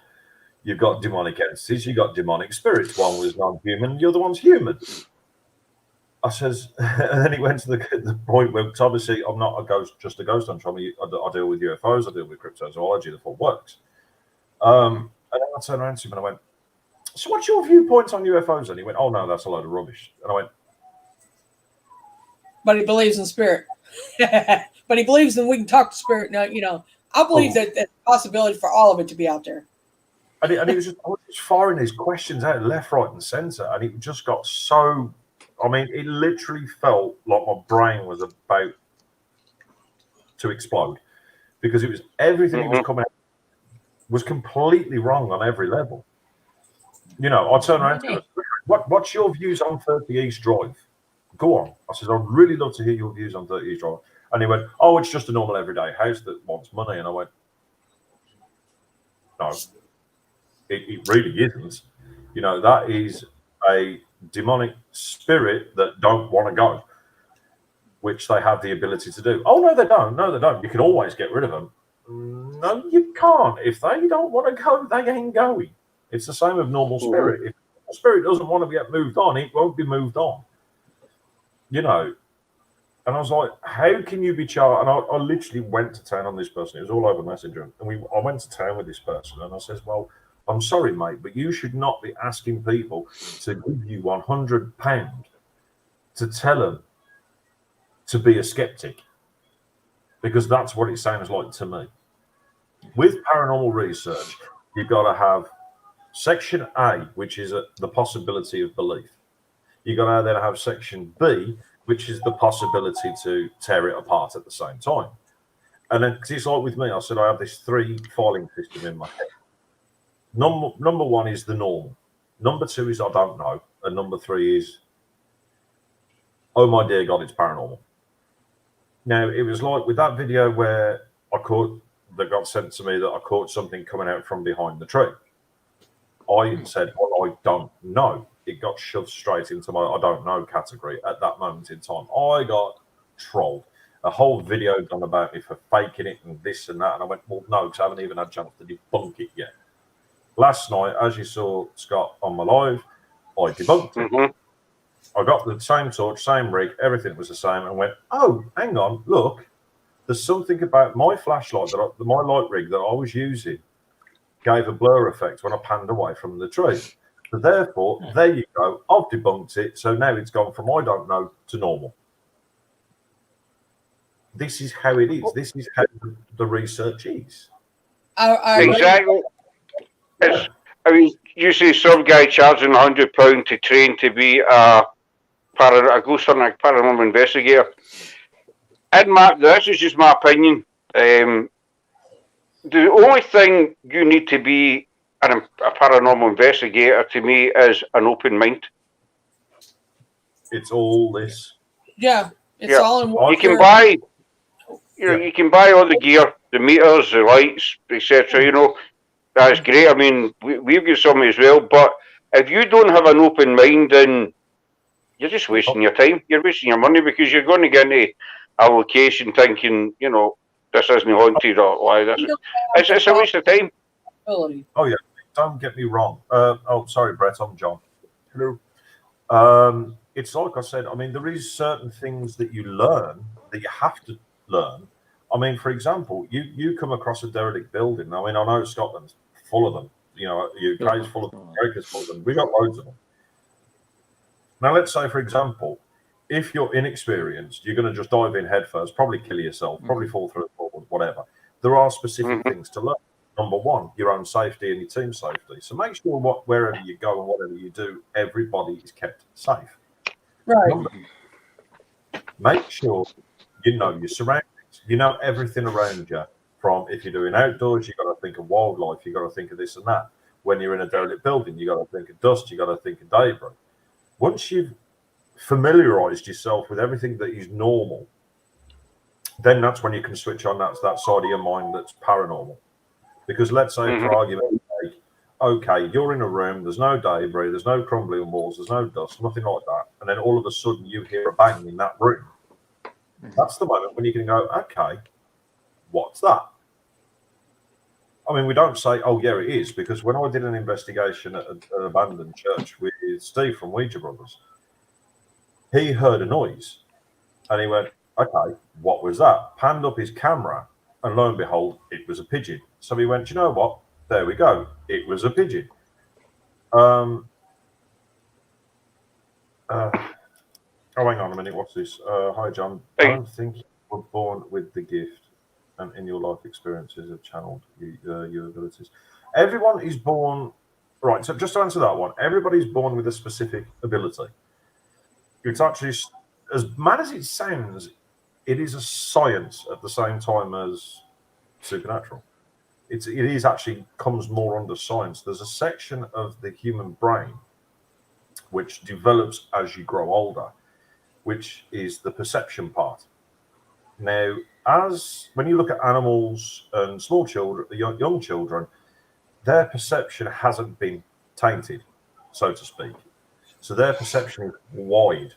So you've got to think that perception part of their brain is like a radar. It sees everything. Everything is all there. As you grow older, that perception filter slowly but surely goes into one place, which is I need to feed, eat, work, provide, that's it, done.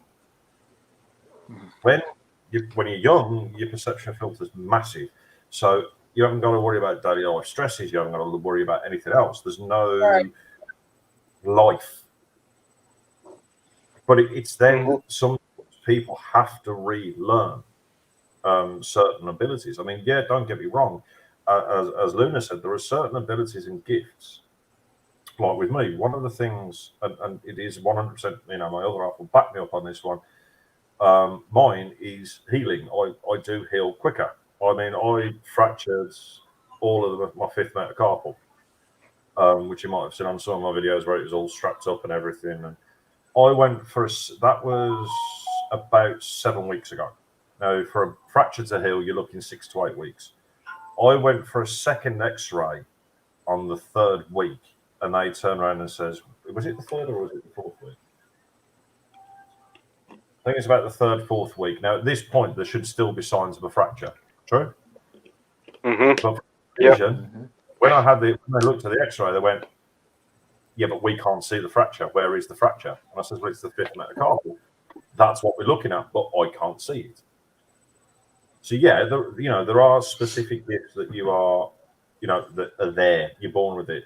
You don't have to do anything with. But then there's certain things like the third eye and sort of sensing spirit, and hearing them and seeing them. This is something that you've always had, but then you have to redevelop as you get older. Right. I agree with that. When I said that I was born with it, did not mean that I knew 100% of everything or that I didn't need to grow in it. You grow as you go. Exactly. I mean, you learn. It's what I said is a never ending learning process is what it is. And even though I know where I'm at now, there's a lot more that's out there that I can learn. I never say I'm perfect in it. Yep. It's something you just don't do because nobody is an expert at paranormal. Nobody's an expert. No schooling is going to teach you how to be a paranormal person. I don't care what they say. They can teach you how to use the equipment, but like they said, it's all in your mind and it's all in your perspective, your what you perceive on things. And if you're open to the possibility of there being something else out there besides, it's all in what your thought process when you go into it. Mm-hmm. I don't care what anybody says. Schooling's not going to make you psychic. Schooling's not going to make you a paranormal investigator. No. Nicole says one needs to think, debunk, and certainly not do drama that all they see and feel are demons. No, you're right, Nicole. You do need to have that open mind, and if you see something, maybe a shadow, and you can't automatically think that it's paranormal. You need to, look at it and debunk it if you can. I think debunking's a big part of it. You have to be able to show people that you're willing to debunk. I mean, we've seen things when we've been out and we've thought, no, that's debunked, gone. So you do have to show people that you are willing to debunk everything instead of saying that everything's paranormal and you see this and see that and creating drama just, to impress people, or because that's something I feel quite passionate about, and a lot of people know that.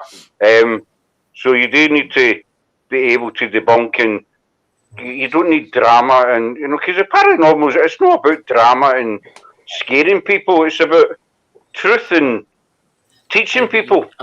It's about learning. It's about learning, and we seek the truth as much as anybody else. Well, that's it. I mean, we believe in spirit. We've got a gift. We believe in spirit, but at the same time, we need clarification as well. This is spirit, right? We need to prove to ourselves that what we've seen or what we heard. It's easy for us to say, right, I just heard a stone dropping, for example, but we need to be able to prove to ourselves first. Was that just something fell? Was it a breeze? Before we try and tell anybody else, I think. Even though I may know in my mind the difference, I still try to debunk it. I don't care what it is. And and the Brett in the chat, he's got some really good questions. I mean, I've been reading them, and he's got one. He says, "Do you think media, TV executives somewhat to blame for people's negative reaction regarding mediums' paranormal experiences?" Yeah. Oh yeah, definitely. That's a big yes for me. they perceive it as being all. They put the negative side of great. things. They that it's scary, that it's gory and disgusting and evil. That it's all evil. It is not. I do believe that sort of media has not helped the situation. No. I mean, when you look at films nowadays, a lot of these sort of paranormal based movies, I still long. I mean, the only one there's two I can remember off the top of my head that was nice, which was obviously the film Ghost, and the other film, if I remember correctly, was called Ghost Dad or something like that. It was actually quite pleasant. What's the one? What's the movie with Matt Damon? He's a psychic. I can't remember that one off the top of it. I don't know. I don't remember It's that called one. Hereafter. I agree. There is some out there that do they do put the spotlight on it the correct way, but for the most part, most of them don't. I do think that they are getting to where they are more into it now, and they're putting more of the truth in there than they used to. I mean, to be fair, it's like also when you look at, as I was saying with the movie franchises, when you then take them few the nice ones, and then now you're going to put the odds against, okay, look at films like The Exorcist, The Entity, The Conjuring, Poltergeist, Paranormal Activity, Poltergeist. You're looking at these sort of films and thinking, well, hang on a minute, is that what it's all about? Is that the ins and outs? I mean, you look at films up to date, Ouija and stuff like that. Okay, so if I use a spirit board right here, right now, does that mean my whole house is going to get possessed and fucking all hell breaks loose? No, it really doesn't. And I mean, it's like I said, I even when you look at Most Haunted, for example, all you've got is her running around like an headless, screaming around, doing God knows what. You've got mediums that run around doing what he did. I mean, I won't speak ill of the dead, but at the end of the day, he did get collared out, unfortunately. Did you ever see the one where he was possessed by a monkey? Oh yeah, I mean, the best one was, and this is a very, very true story, because if you actually look on my friends list, I'm friends with Kieran O'Keefe and all of them. It was him that told me about the Creed Kafer, and I went, "What the friggin' hell are you on about? I've never heard such totally. What is that?" Derek Faker. Exactly, and I was like, "No," because I did believe to a certain point until I saw that, and I went, "Hang on, how did that happen?" And he even told me, he said, "I'd set it up with permission of the website owner. I completely changed the history on the place through that naming and everything else." And that's another good point what Nicole is saying, because when you look at some of these teams on YouTube, I'm having so many people say to me, "Do you know what? You're one of the few that I've seen when it comes to investigations that's real." And I went, "Well, what do you mean by real?" And I say, "Because you do it the way it has to be done, like with that, where I give respect. What I do is my aim is to get their story, and if I can help move on, I'll help move on. But my aim is their story, because some spirit wants their story told.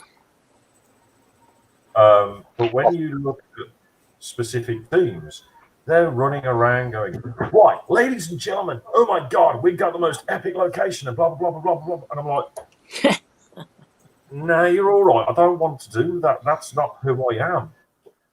With me, it's okay. Like, all right, guys, we're in this. This is where we are. This is what I know about the place. Let's crack on. As you know, Scott, when it comes to obviously live streams at home, you'll see me. You know who I am. But when it comes to my live investigations or my recorded investigations, you don't see me. You'll see me at the beginning, and you'll see me at the end. That's it. I think a big problem is just thought you mentioned Ghost Haunted. Seriously, Most Haunted. When you talk about media and what have you, there's quite a few. I'm not going to name them obviously, but there's a few of these ghost shows you see on TV, and they've been outed so many times as fake, but the network, whatever you call it, still keeps them running for ratings, whatever. And so I feel that if they keep the shows still running, they're clearly, fake. If they get new viewers I'm trying to explain it. I've got this in my head. I'm trying to explain in words. If they get new viewers that go in and watch this program, they've never seen it before, then they're going to get the wrong impression yet again. If that makes sense. So I don't think it helps in that sense. And as for the drama, and you say that we've got such an epic location, what have you? There's no need for it. To me, you just be yourself on camera, because people are maybe fed up now with the dramatics and the the showmanship. To me, people are wanting natural. They want normal. They want to see a normal person going out, and doing it for real. Sorry, Chris. I'm just going to say I'll be shutting this down shortly, but have you ever seen the American ghost hunters? What they call it? Is it wraith chasers? Where they try and capture the ghosts in the plastic box. The ghosts can walk through walls and everything, but they're going to get stopped. They're going to get captured in a plastic perspex box. Oh yeah. Well, yeah. Because I'm also friends with Porter, actually, ironically, and even talking to him a lot, he was saying that we're still trying our damn hardest to capture one. I was like, well, good luck with that one. But anyway, I'll cut you off because I've got some stuff I need to get done. Because hopefully I need to go to. But thank you so much for your live stream. Hey, come on again. We'll definitely have you. Take care. I added you. Take care. We're here every Sunday. Take care, my friend. Well, we're here every day, but this show's here every Sunday. Take care. You're welcome on the channel anytime. Yeah. Well, guys, thank you for coming to tonight's episode. Oh, he's there. He's appeared again. Thank you, Scott. I don't know. I really don't. Thanks, Chris, for having me up. No problem, Luna. Anytime. And Scott, anytime. Luna, do you want to plug your channel one more time? I put my channel in just a few seconds ago, but I'll put my new one in if you want me to. I click it in so I can click on it. Okay, let me get and to I'll it. Post it in my Age of Darkness site. Sarah's not here, so can I plug your channel verbally? You can, but you can do it. I've been posting your channel, so don't worry. But when you go. All right, okay. No, it's just We're Paranormal History. We're on tomorrow night, 9 o'clock, for conclusion of our Henry VIII piece. And Sarah's going to be starting Mary Queen of Scots, so that should be good. But we're on YouTube. Well, Chris has posted the link, so I didn't know he posted the link, so you know where we are, folks. Hopefully you'll come and give us a wee look. And maybe join up with us, and hopefully we'll see you tomorrow night, 9 o'clock, for some history. Oh, I was paranormal as well. That's my new channel that I'm going to be starting real soon. I do have it up. I don't have a video on there yet, but it's coming shortly. Thanks, Noby. There's before I go, where's Andy Kay says there's been somebody with me for some time. That's just my spirit friend, Andy. He comes often. Yeah, Andy, that's where his man stands at all the time. He's been there. He's been there for a little bit now. He come back. He's a nice guy. He's there. He goes away when I ask him when I go to my bed and stuff. So, he's a nice guy and I like him. Right, guys, I'll catch you all tomorrow night in your stream, Scott, Luna. Chris, pleasure. Luna, talk to you soon. You take care. Take care, everybody. Be safe. Guys, thanks for coming. Bye.